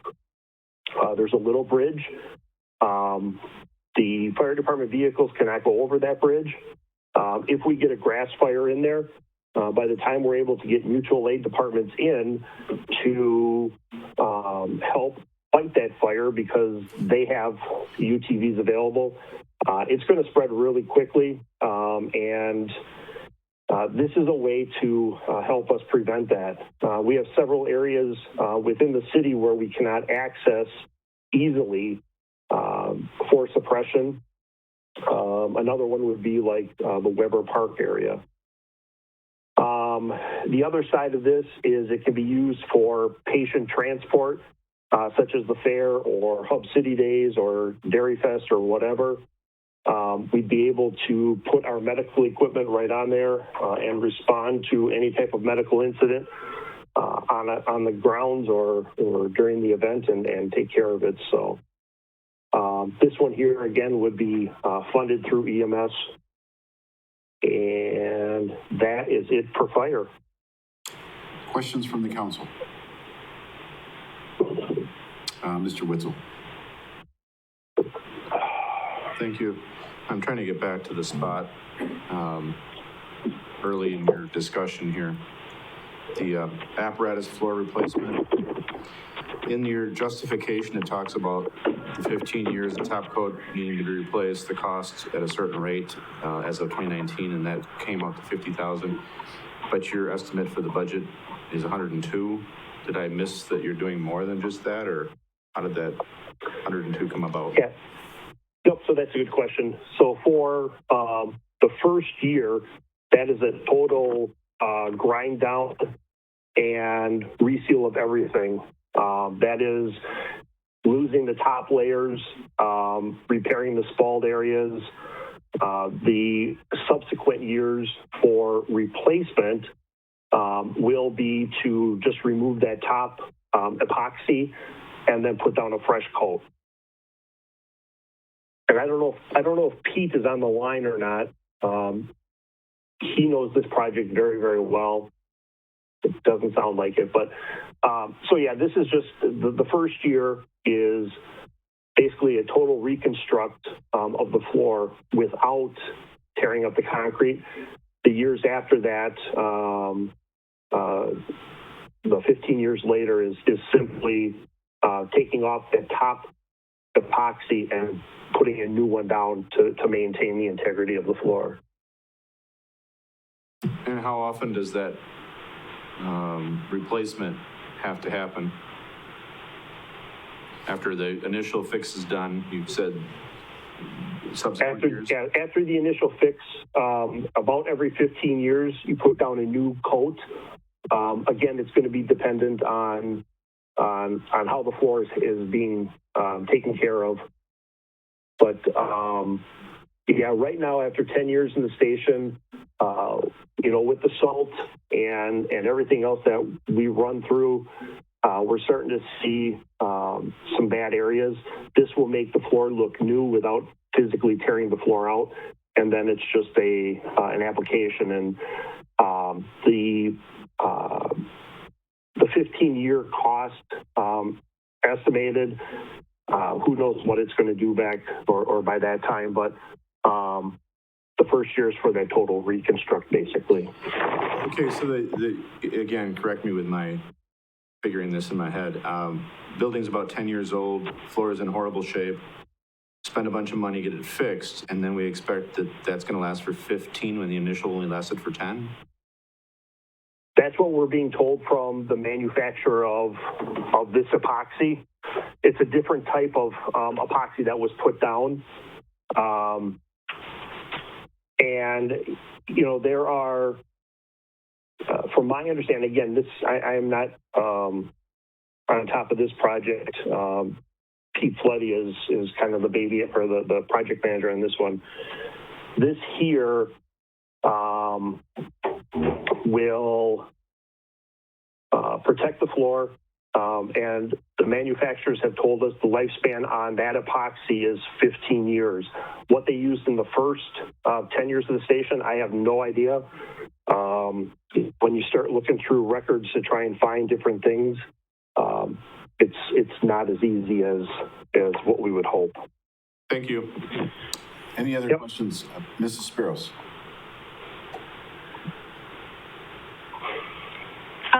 Scott, I have a couple of questions about routine maintenance. Quite frankly, when I hear all these numbers, I feel like your building's falling down, and it's not a very old building. So is there routine maintenance being done with these things? I know you mentioned warranties. Were there requirements that we missed with warranties, not just with the flooring, but with the, what did you say, the call system or whatever you called it, I'm not sure. All very expensive for us to replace. So can you explain to me and the council who's in charge of routine maintenance of your building? How is it being done? And again, if you can just kind of go over what was done with the warranties for all these different systems, if there was anything done with them, if there was nothing done with them. Sure. I'll try and answer. My phone died in the middle of what you were discussing, so I had to switch to my other phone. But so yes, when I became chief in 2017, and Deputy Chief Floody became or moved into his position in 18, even before that, we noticed that there were things happening in the station that had never been addressed before. So, for example, our Munchkin boilers, these are the boilers that are used throughout the apparatus floor in the station. They were starting to fail. And when we dove deeper into it, we had found that there was little to no maintenance that was done on these Munchkin boilers since they moved into the station. The same thing with the station alerting system. There were maintenance agreements in place, or there could have been maintenance agreements in place, but they were never implemented and signed up on. So the system that we just replaced is obsolete. You can't even get parts for it anymore. But since I since I took over and Pete took over in prevention, we've been doing routine maintenance. We have routine maintenance plans. We've got a really good handle on the maintenance aspect of it now, whereas prior to us in these positions, those weren't there. They weren't purchased. There was like very little maintenance done in-house. And it's too, unfortunately, we're paying for it now. And we're trying to do everything we can. Our Munchkin boilers, like I mentioned, didn't have anything. We thought we were going to have to replace those. And I think there's 4 of them at $25,000 a piece. However, working with Complete Control, we were able to get them up running, get them repaired for minimal cost. And now they're included in a maintenance contract that we have for the HVAC system in the station. So as we move forward in time, we look at what has maintenance, what doesn't, and we start implementing those plans. So yeah, I mean, things are in place. The floor, I couldn't tell you if the floor had a warranty. I couldn't tell you what that warranty was. you know, it's hard to find different things, but I'm pretty confident in saying that the apparatus floor epoxy would be out of warranty, and I'm sure that Pete did what he could to try and find it, but we do have things in place now. Hey, Mrs. Spiros.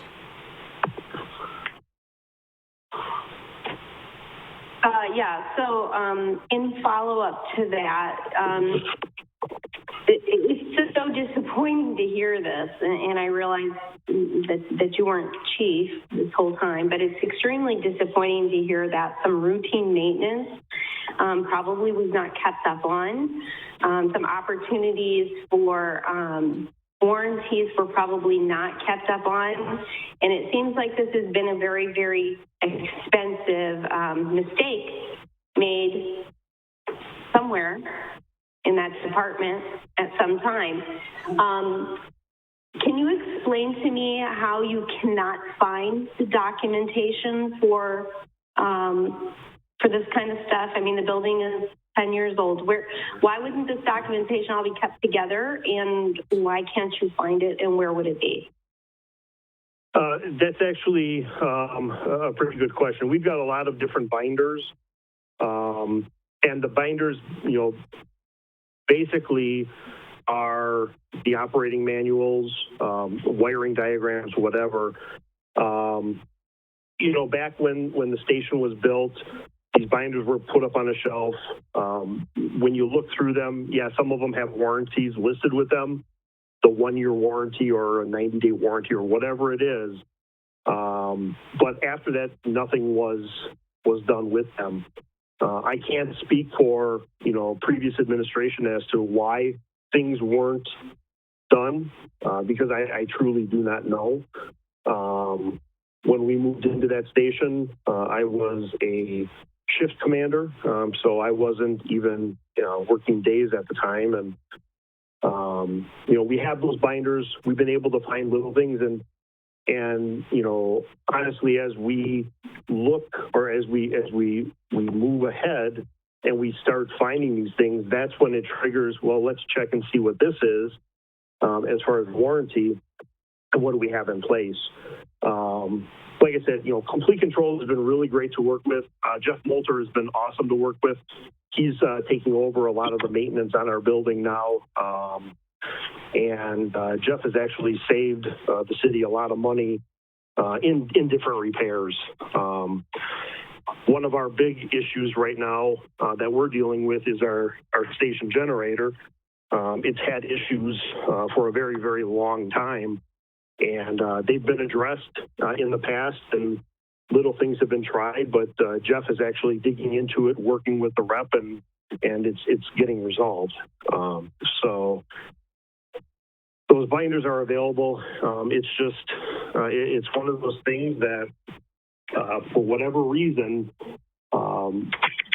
in the past, you know, there was more emphasis put on vehicle maintenance than building maintenance. And so we're changing that. Mrs. Spiros, do you have a follow-up? Yes, just in follow-up.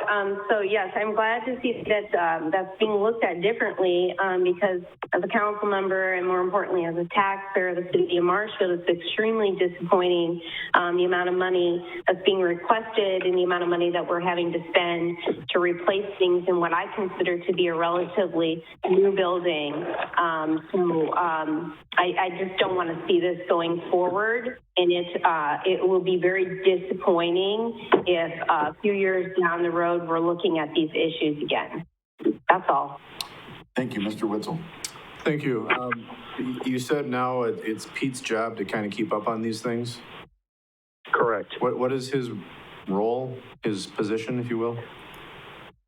He's the Deputy Chief of Fire Prevention. Okay, and is it that particular role that is in charge of that, or is this just a duty he took on?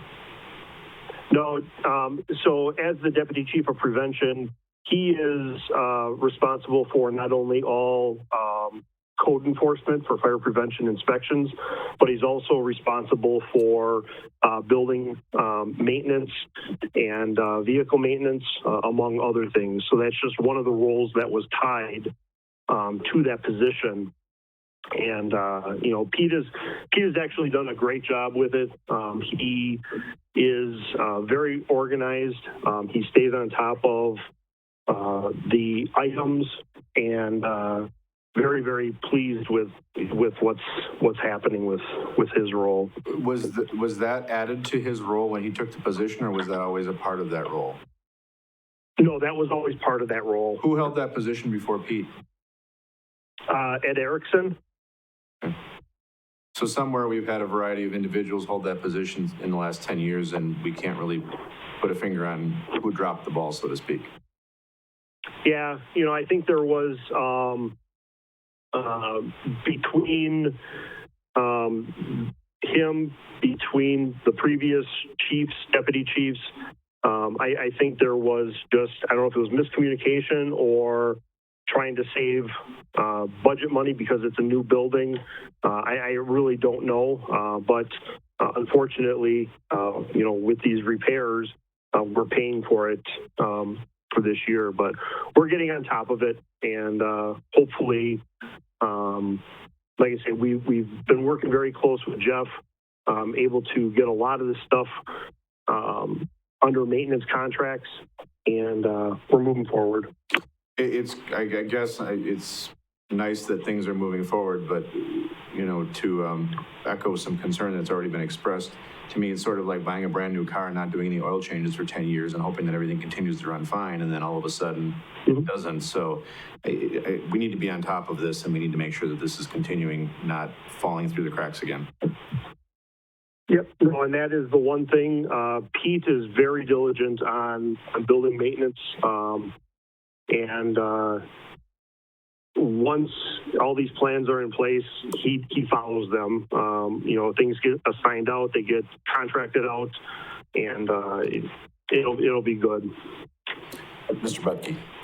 Yeah, Scott, I think if you don't have it, you need software for that maintenance. I'm familiar with years ago when I had it, we had a computer software, and it would, each week, we would go to the computer and it would spit out what needs to be done. And then good records every time that something is done, it's got to be recorded, because if there were warranties on a lot of this equipment, it wouldn't have been good anyway if there was not routine maintenance done. With CDA, when I was on that committee, we were going to start, and I think they probably have done it now, but it was all old-fashioned yet, where they had, they didn't have many good records there, and they were going to get some software. And I'm sure Sam, with all his equipment at wastewater, he's got good computer software. That's essential, not only to have computer software, but back it up as well, and make sure that it's done, because there's things that have to be done weekly. Thank you, Mr. Oh, yeah. Mr. Wagner, did you have your hand up? All right. Anything else for the fire chief? All right, seeing none, thank you very much, Chief. We'll move on to thank you.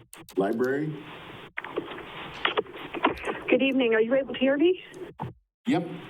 Okay, very. Good evening. The library has two projects in the capital improvement plan for the next 5 years. First is the replacement of the backup generator for the library. When we moved library and opened the new library in 2016, so it's hard to imagine, but we're already going on year 4, at the beginning of year 4.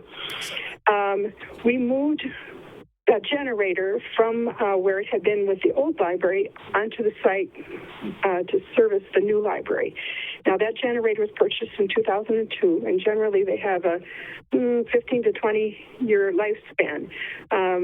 At this point, at the time we wanted to replace it in 2022, 2023, it'll be at 23 years. We run the monthly checks on it to make sure that it's operating correctly, test it.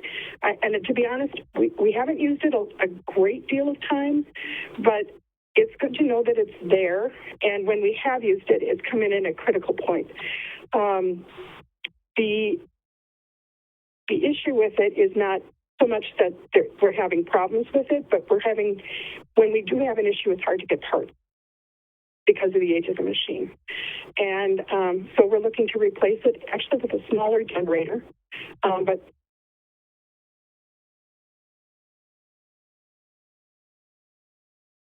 it will take place in 2023.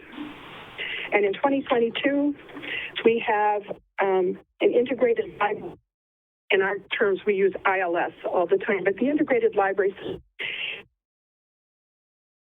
software that basically runs the library. It operates our check-in, check-out. It handles the catalog, the holds, tracks the materials, when they were out, when they came back, sends notices. It's also the public interface function for the library as well. We replaced that in 2010. And generally about 10 years is what you get out of those. Now the vendor, at about that time, there was a lot of consolidation within that industry, and different businesses were buying others right and left, and our company was bought out by another. At this point, that company is not putting as much development into products that we have, but more in ones that they develop themselves. So, at this point, as we get to 2022, we realize it's about time for us to start looking and to replace that system. Now, and I'm off about Dan changing us and to put money aside. Lori, so we have put aside 40, yes. Your connection is really intermittent. Let me see. I want to thank Dan and Ron for working out a system where we can set aside funds knowing that a project like this is coming. So we do have $40,000 in fund balance that will be carried forward for this project when it comes time in 2022. All right, thank you. Any questions for Lori? Mr. Butke. Lori, one of the goals before you retire is leave a note for the next person that a standby generator has to be put in the CIP so we don't have an 18 or 19-year-old generator that came from another building, if you would. Does the community center have a standby generator, or will this new one also run that?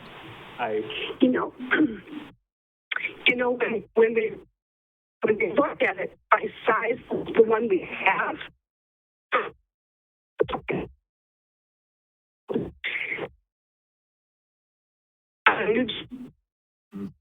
yeah, Lori, we're losing. I'm sorry, is it hard?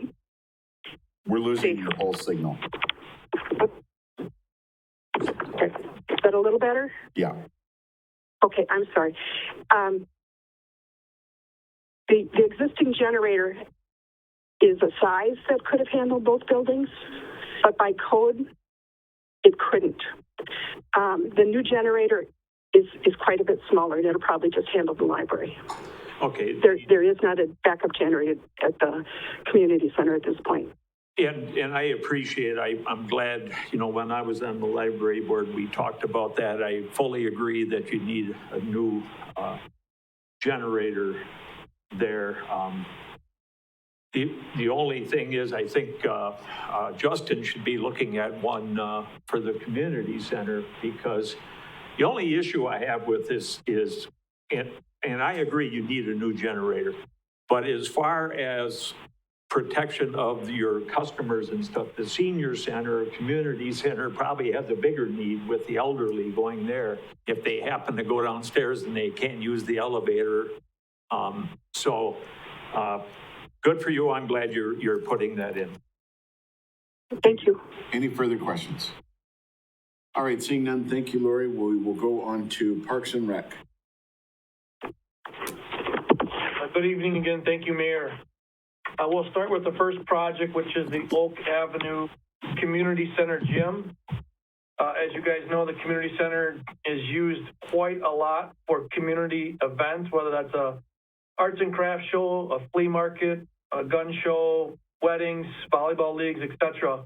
The gym floor itself is on its last life, is starting to buckle. We've brought in a couple consultants to see if there's still standing available, but they cannot really sand it or get it refinished again. So it would be a complete replacement of that floor. It would be adding acoustical tiles, installation of new basketball backboards, and then installing new LED lights. This project is scheduled for 2024. All right, moving on to the next project, which is the Comprehensive Outdoor Recreation Plan, or usually referred to as the CORP. This is a plan that Parks and Recreation departments use to evaluate and analyze their facilities and programs, and usually on a 5-year basis. The last one we had done was in 2014, and of course on a 5-year basis it expired in 2018. We would have this done in 2023, and then that would carry us forward for another 5 years. All right, moving on to the next project, which is the Wildwood Station building, the rain gutters. Currently, the Wildwood Station building, which is in Wildwood Park, does not have any rain gutters or downspouts. So the water runoff from the building and the snow melt collect on the sidewalks, which is causing trip hazards and heaving, and now water is starting to get into the building. We would like to install rain gutters, downspouts, redo the concrete so we can slope that concrete away from the building, and then get that water to be getting away from the building and remove those trip hazards. That project is scheduled for 2021. All right, let's move on to the next one. This is the trails, what we call it is the Adler Road Trail. This project would entail a 10-foot wide asphalt path from Sycamore Avenue all the way down to Weber Park, parallel to the Adler Road project. I think Dan Connect mentioned this earlier this year about receiving a TAP grant, which is a Transportation Alternatives Program grant. This is a connection we'd like to make happen. Then individuals can travel all the way from Hewitt to Weber Park, which is a great connection for our residents. It's something that's been requested by a lot of residents in this area, and we had a neighborhood meeting a few months ago in which engineering staff coordinated along with Josh and myself, and we received very positive feedback from the neighbors on this project. This project's a 2-year project starting in 23 and then concluding in 24. Okay, let's move on to the next one. The Parks Asphalt Program is our annual or biannual maintenance program for maintaining and repairing and replacing asphalt surfaces through our entire parks and trail system. It may include complete replacement, seal coating, striping, crack sealing, you name it. We just usually address the most dire need areas, and that $25,000 is kind of an every other year basis. So this would take place in 22, and then in 24, and then obviously 26 when it comes up next year. All right, let's go to the next one. That's parks LED lighting upgrades. As you can imagine, our park system and buildings have a tremendous amount of lighting. They're typically older style lighting. LED provides a number of cost savings. A good example would be like our parking lot lights, in which they go on and then they stay on for quite an extended time, and then they usually shut off or go down to fewer lights. We have them timed to be reduced around midnight. But the goal is to replace those lights with LED lights. and I don't think the utilities want to hear this, but that will reduce our electrical costs and reduce our payment to the utilities department. This will be an every other year project in which we'll identify different areas and then replace them. This will be in 23 and then in 25. Okay, let's move to the next one, which is the Wildwood Park South parking lot. Our south parking lot, which is connected to the zoo, is kind of designed incorrectly. It's a dead-end parking lot. So once you get to the end of the parking lot, there's no turnaround, and essentially you have to back out all the way if it's full.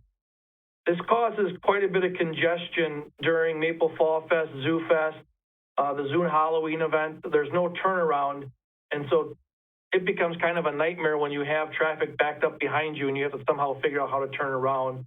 So we'd like to add a turnaround in there, as well as 24 additional stalls to the south of there towards the wastewater, or not the wastewater, utilities building.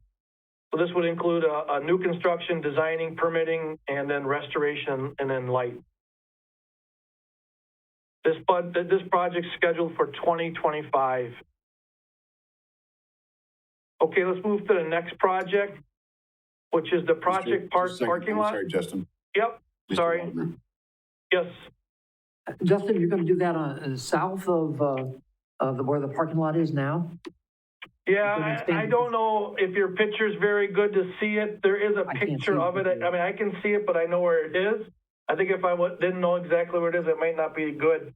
It's to the south and towards the east, towards the end of the pond. There's a little bit of a green space there. We worked with MSA, and they said you could put 24 stalls in there, and they came up with a design and a cost estimate. Okay. It's right below that picture you got up there, Steve.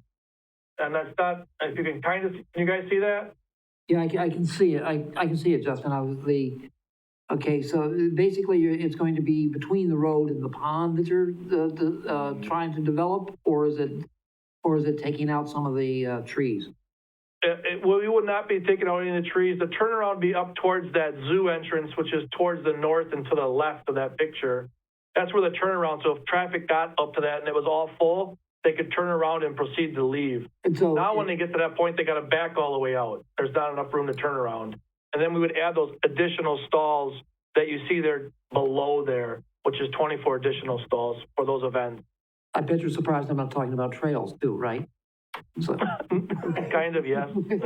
I said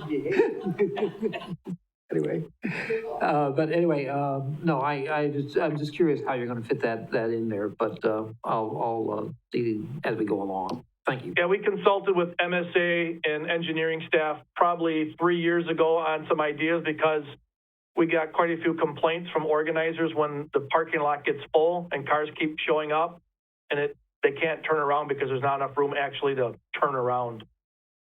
Uh-oh, the door was open. Mr. Witzel. Yes, the door was open. That parking lot really does need to be reconfigured, and I don't think it was ever really designed to be the way it is. It was actually the end of what was the short driving trail through the park right. Before the only driving trail became the long driving trail.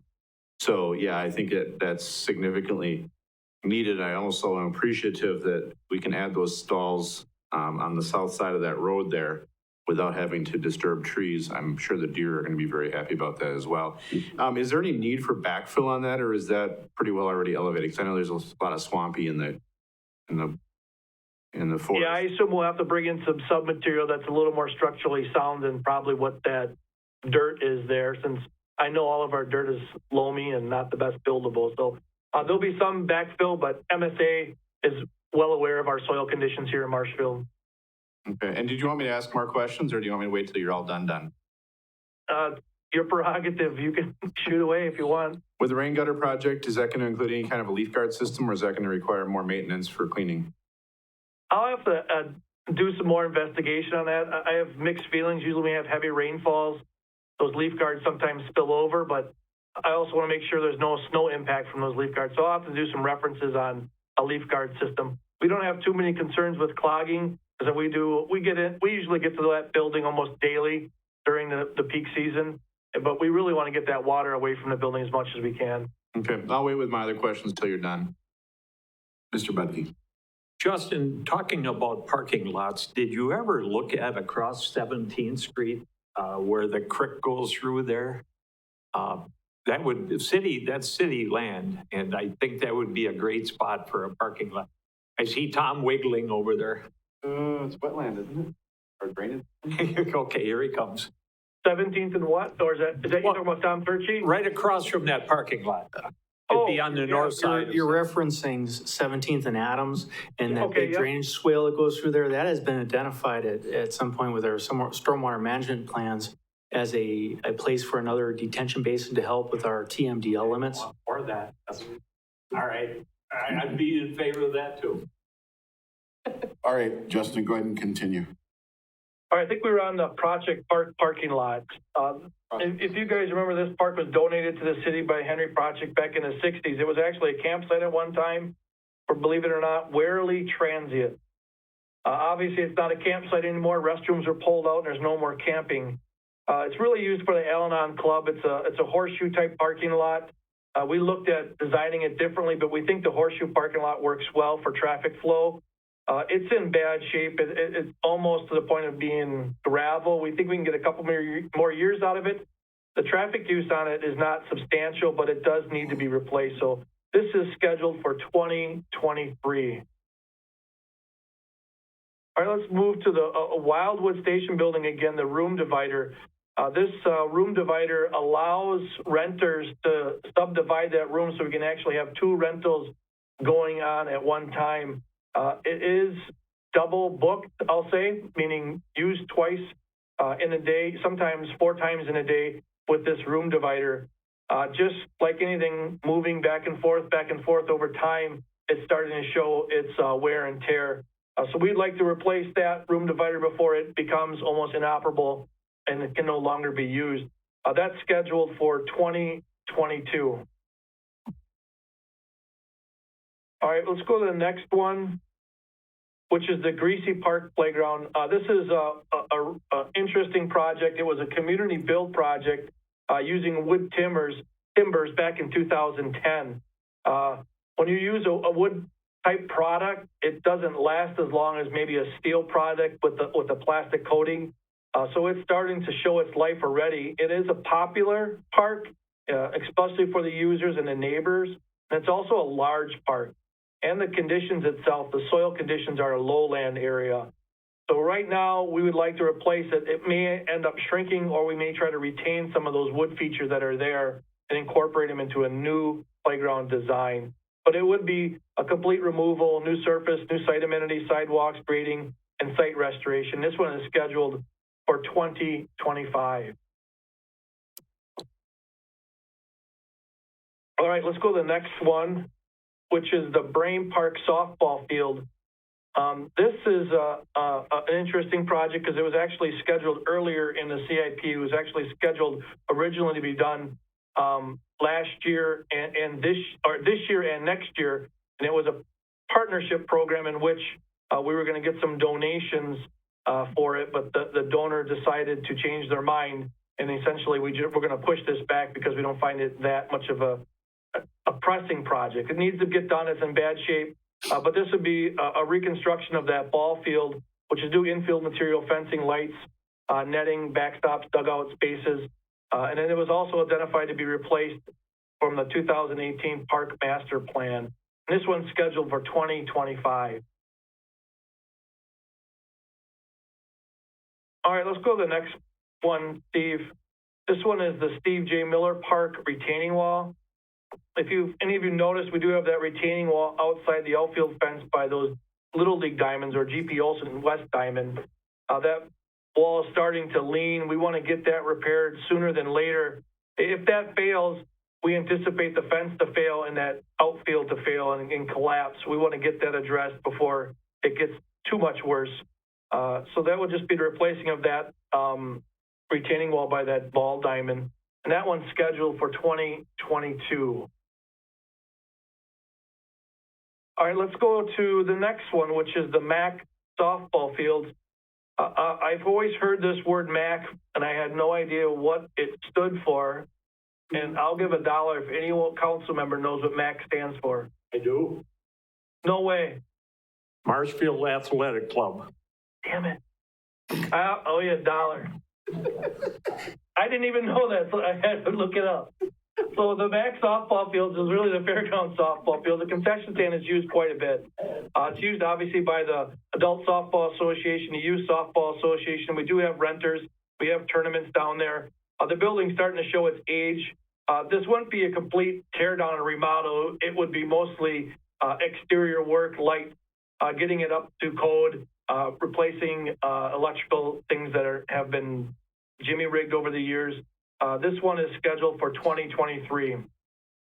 Justin, before I turn my mic off, anything else you need me to tell you about? No. Wagner has a question. Mr. Wagner.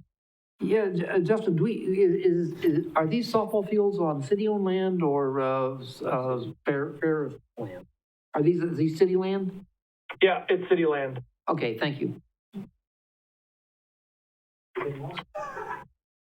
Our next question, which is the Second Street Community Center landscaping.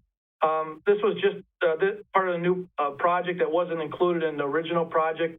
I'm not going to go too in depth in this one because I'm going to remove it from the schedule because I talked to some of our staff who feel they can do this in-house for much cheaper. So we're going to try to squeeze this in with our own staff over the next 2 years. So this is one that's kind of on the chopping block already. Well, I would challenge my staff to say, can't we do this ourselves and save some money? And they told me they could. Sorry. All right, let's move to the next project, which is the boiler. The boiler was not replaced when the construction took place in this building. We've been talking to Jeff Moulter, and he's brought in some companies to look at our boiler. The boiler is over 60 years old. He does recommend getting it replaced sooner than later. Our building is not on a generator, and if it does fail, it might fail at an inopportune time and cost us much more. So we want to be more proactive than reactive and get this replaced. It's scheduled for 2024. All right, let's move to the park maintenance building. This building is over on Vine and 25th. That's where our park maintenance staff operate out of. The building is in need of some repairs. The roof itself is a tar roof that is starting to crack. The garage doors are starting to rust and need to be replaced. The office shares an HVAC system with the rest of the building, which should not happen. And we would also probably replace those lights with new LED lights rather than have the old halogen lights. Those lights are on almost daily from 7 a.m. till 3 p.m. because that's when staff's in there. So it'd be good to get those lights switched over to LED so they're a lot more inexpensive to run. This project is also scheduled for 2021. All right. The next one is the zoo pasture improvement. This is the large animal or the hoof stock area, the bison, elk, and deer.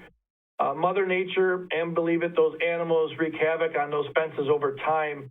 USDA requires us to make improvements to those fences every now and again. They noted these fences need to be repaired 3 or 4 years ago, so we've been kind of stalling as much as we could, but we need to get them addressed as soon as possible.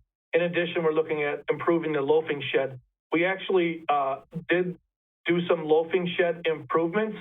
We typically try to work with the public high school's construction class, and then Aaron Scheuer over there, who's the teacher, works with us quite closely on a lot of these projects because they give back to the community through them.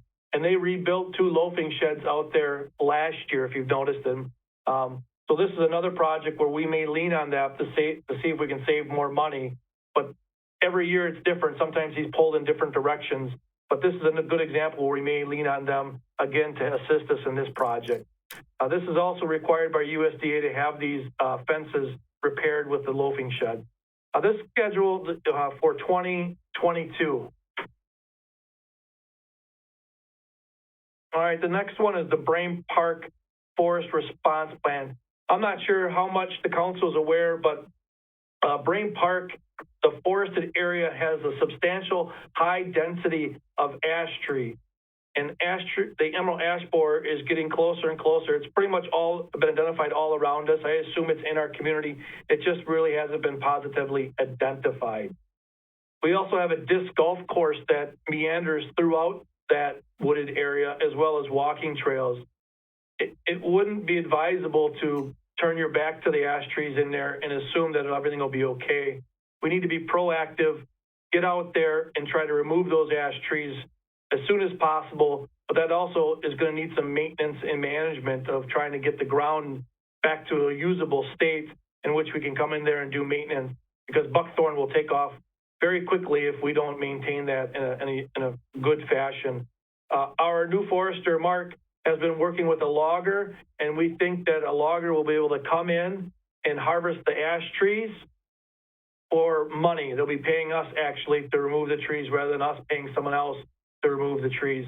And the $35,000 would be for us to go in and do excavation work and get it to a usable state in which maintenance can be done. It would look more like the Wildwood or Columbia Park, where it's bigger, more mature trees with grass below it. But that grass wouldn't be maintained on a weekly basis. It'd be more like brush mowing whenever we can. But that is something we've been dealing with. I'm going to have Mark do a presentation to the council, hopefully in the very near future when kind of life resumes normal and they can be in there in person and talk a little bit about Brain Park and his plans on what to do with that forested area.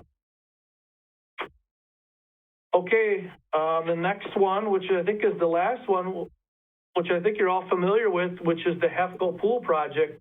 That's scheduled for next year of $6 million. That's kind of been on this CIP since, I'm not even sure how long, a long time, I'll say. But I'll be willing to answer any questions, Mayor, if there are any. Questions, sir, Mr. Budke? Justin, I would like to have you next year put it in the CIP somewhere for a standby generator.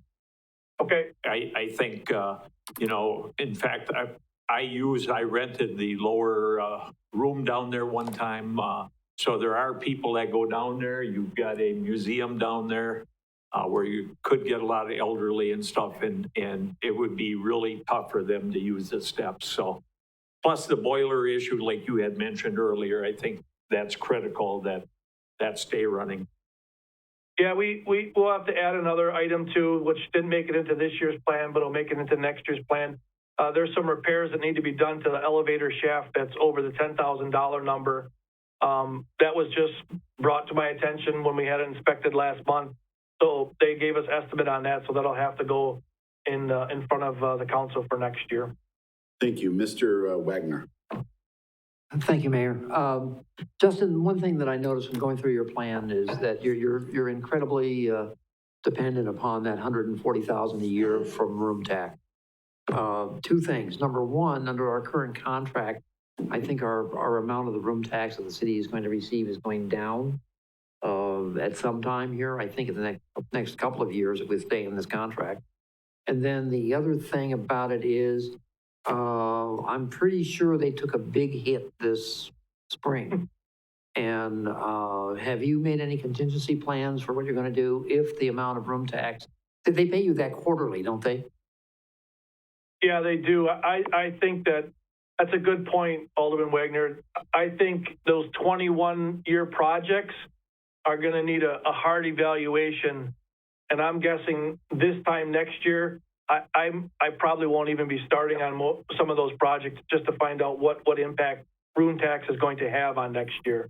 If I can follow up on that, I think that the impact's going to be this year. You do get that room tax quarterly in the current year, don't you? Steve, is that accurate? Do we use 2020 room tax for 2020, or do we use it for 21? No, we use it for 2020, and it is a good point. The 2020 room tax, expected to be $140,000, may turn out to be less. Certainly, room rentals are dragging in the second quarter, and if COVID-19 continues into the third quarter as a serious problem, we're going to continue to see that. As a general trend, though, Ed, I would say that we've really been doing pretty well. The room tax collections have been increasing. I think our $140,000, we can be pretty comfortable with that, possibly even increasing a little bit, because the total room tax has been edging up, even though that the CVB gets 70% of it. But until we come out of COVID, and that would seem to be, you know, a while yet in 2020, the collections will likely be down a bit. I want to address Alderman Wagner's question, though. With that, we have froze our projects for this year in response to the pandemic.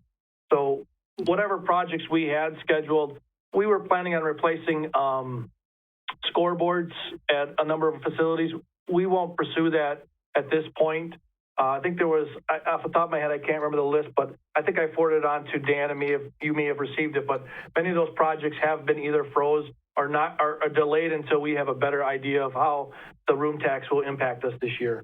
Yeah, Justin, I did see that list from Dan, and I applaud you for that. That's a good plan. Again, we don't know how much longer this will continue to drag down the room rentals, but with events being canceled and those kind of things, I think it's very wise. And, you know, you probably talked to Ron about it as well. So it sounds like you're on top of it. I would like to say that that's something I think we should be looking at citywide, and maybe at one of the next CIP meetings we'll be able to talk about that. So, thank you. Thank you, Mr. Witzel. Thank you. So those items that we just talked about having been frozen or delayed, is that going to be deferred then to next year, or, you know, what are you looking at with scoreboards and those types of things? Yeah, we have a couple options to consider. We can either delay them and roll them into next year. Obviously, that needs to go through the whole process of Board of Public Works and Council approval, but we really don't know what will happen. This is kind of a ripple effect, and I'm not sure how it will impact us and how long COVID will stick around. It'd be nice to say this is a one and done year. Let's hope it doesn't spill into winter, Christmas, and all the way into next year. So we just plan on freezing them and then adjusting each year. So it may come back up next year where I ask for approval to pay for some of those things, or we forego them altogether, or reintroduce them back into the CIP at a later date. Okay. So I don't really have a good answer because I really don't know the ramifications of the room tax in its current status. All right. I have a couple other questions. Prospects Park, I understand that that's actually maybe a little worse than 17th Street, though perhaps not as heavily traveled. Is that actually going to make it for 2 more years? I really hope so. Okay, because that is one of the other places that I've gotten some constituents calling saying, hey, let's try to figure this out. I was going to go to Dan about that, but then I was told it's a park, so he was off the hook. We've had Bach in there, Bach Excavating, which took over for Nicolay, and they've done some work, and they will continue to do like maintenance on that area. There's just maintenance to get us through a year or two, but yeah, it's in bad shape. Okay. The retaining wall you talked about, how old is that and who originally installed it? I don't know who originally installed it. It was obviously installed when the original construction took place at the park. Well, it seems like Mr. Butke knows a lot. Maybe he can remember when it was installed. I don't remember the year, but you're right. It was when the ballparks were built. Well, that doesn't help me. I know. Well, Dan's coming to it. He's younger. He probably remembers. I believe it was 1999. Okay. And is it typical for a retaining wall to only last 20 years? Well, it really depends what it's built on. I mean, if it's the foundation is giving out and it's leaning, then it's the wall. The components of the wall probably aren't failing. It's the foundation beneath it. So It may be a situation where it can be removed and reset. I'm not sure. I haven't looked at it closely myself, but it's probably not unusual for something to start leaning after 20 years. Took me longer than that, but Mr. Witzel, yes, the block itself is fine. It's just leaning my understanding southerly. It just needs the foundation needs to be dug back up, and the foundation needs to be relayed, and the block will be reused. The actual wall itself is fine, but it's starting to lean. Mother Nature's starting to push it, which is pretty typical for some retaining walls. My understanding is that often happens if there's not enough drainage behind the wall that's causing that to push out. So I hope that when that's looked at, that whoever takes it really works hard at making sure the drainage is appropriate behind it. And the final thing that, since Mr. Wagner already talked about room taxes, which I had on my notes, the final thing that I wanted to ask, you had talked a little bit about the the issue with with the forest response plan at Bram Park, and I actually was at the Park and Rec meeting on March 11th, 2 days before the governor said we got to start shutting things down and all those things, and I know that that was a discussion at that point. And one of the concerns was with removing a lot of the trees, it potentially it puts the remaining trees at risk because those trees are growing with a wind block, and if they're suddenly now exposed to wind, that the root structure may not be good enough to maintain those trees. Is that a concern, or am I just not really fully understanding? No, you're correct. It's called wind shear, in which you remove what would be normally supporting wind blockages from forested areas, and then that essentially it causes two things. It causes less water to be soaked up by the root structure, and increases wind load on the top half of the trees. Yes, the trees may fall over because of that, but typically it happens during a severe storm, which means people aren't there in the park. If you're there during straight line winds, then I guess you're assuming that the worst is going to happen. Okay. But you can't predict when that's going to happen or know when it's going to happen. But we do know that EAB is coming and it's going to impact those trees. So I want to have Mark come in front of the council to talk about this, because it's going to be a pretty substantial change to that environment there and those neighbors and the community as a whole. And I think Mark would be better suited to answer some of these questions on how wind load or wind shear will affect that and what's the risk of it. And we have, and follow up, we did meet with Disc Golf Group. We identified the trees they want to save, and we're going to make every attempt to save those trees or keep them as long as we can. I think there was about 25 trees that David Tiffany, the representative for the Disc Golf Group, wanted to save. Good. I was going to ask if that had ever happened with the going through and identifying those trees as was discussed. Yep. You talked about the park looking more like a Columbia Park or a Wildwood Park, but perhaps not with such a manicured lawn, more of a rough cut lawn. Is that something that can then be worked around with the disc golf folks? I mean, obviously they're losing maybe a lot of their trees that they get to play around, but then does that rough cut allow for more of a golf course scenario where you've got fairways and roughs? That wasn't me. Would that for allow that? Yeah, I understand your question. The main purpose of that is just to keep the buckthorn from taking over the wooded area and reestablishing more native species. That way we can reintroduce trees. We're not going to be able to plant as many trees in there as we'd like in the year one. So that's over a 10-year period. That park will look a lot different, and most of our lives it won't look the same. It's going to take a whole generation for that park to resume what it should look like in probably 25, 30 years. And let's hope. So yes, the Disc Golf Group is aware of it. They don't like it. I don't think anyone likes it, but that's the reality we're dealing with. Okay. And when we do look at a potential reforestation of some type, I hope that it's enough of a diversified situation that we don't end up with another bug of some sort that wipes us out again. But that's for I think that's the main thing that everyone has learned is don't plant one species. All right, anything further from the council? All right, before we go on to the next, it's 8:25. We've gone through 163 pages. We've got 60 more to go. Do you want to just continue to go? Or do you want to just keep going? June 11th. June 11th at 6 p.m.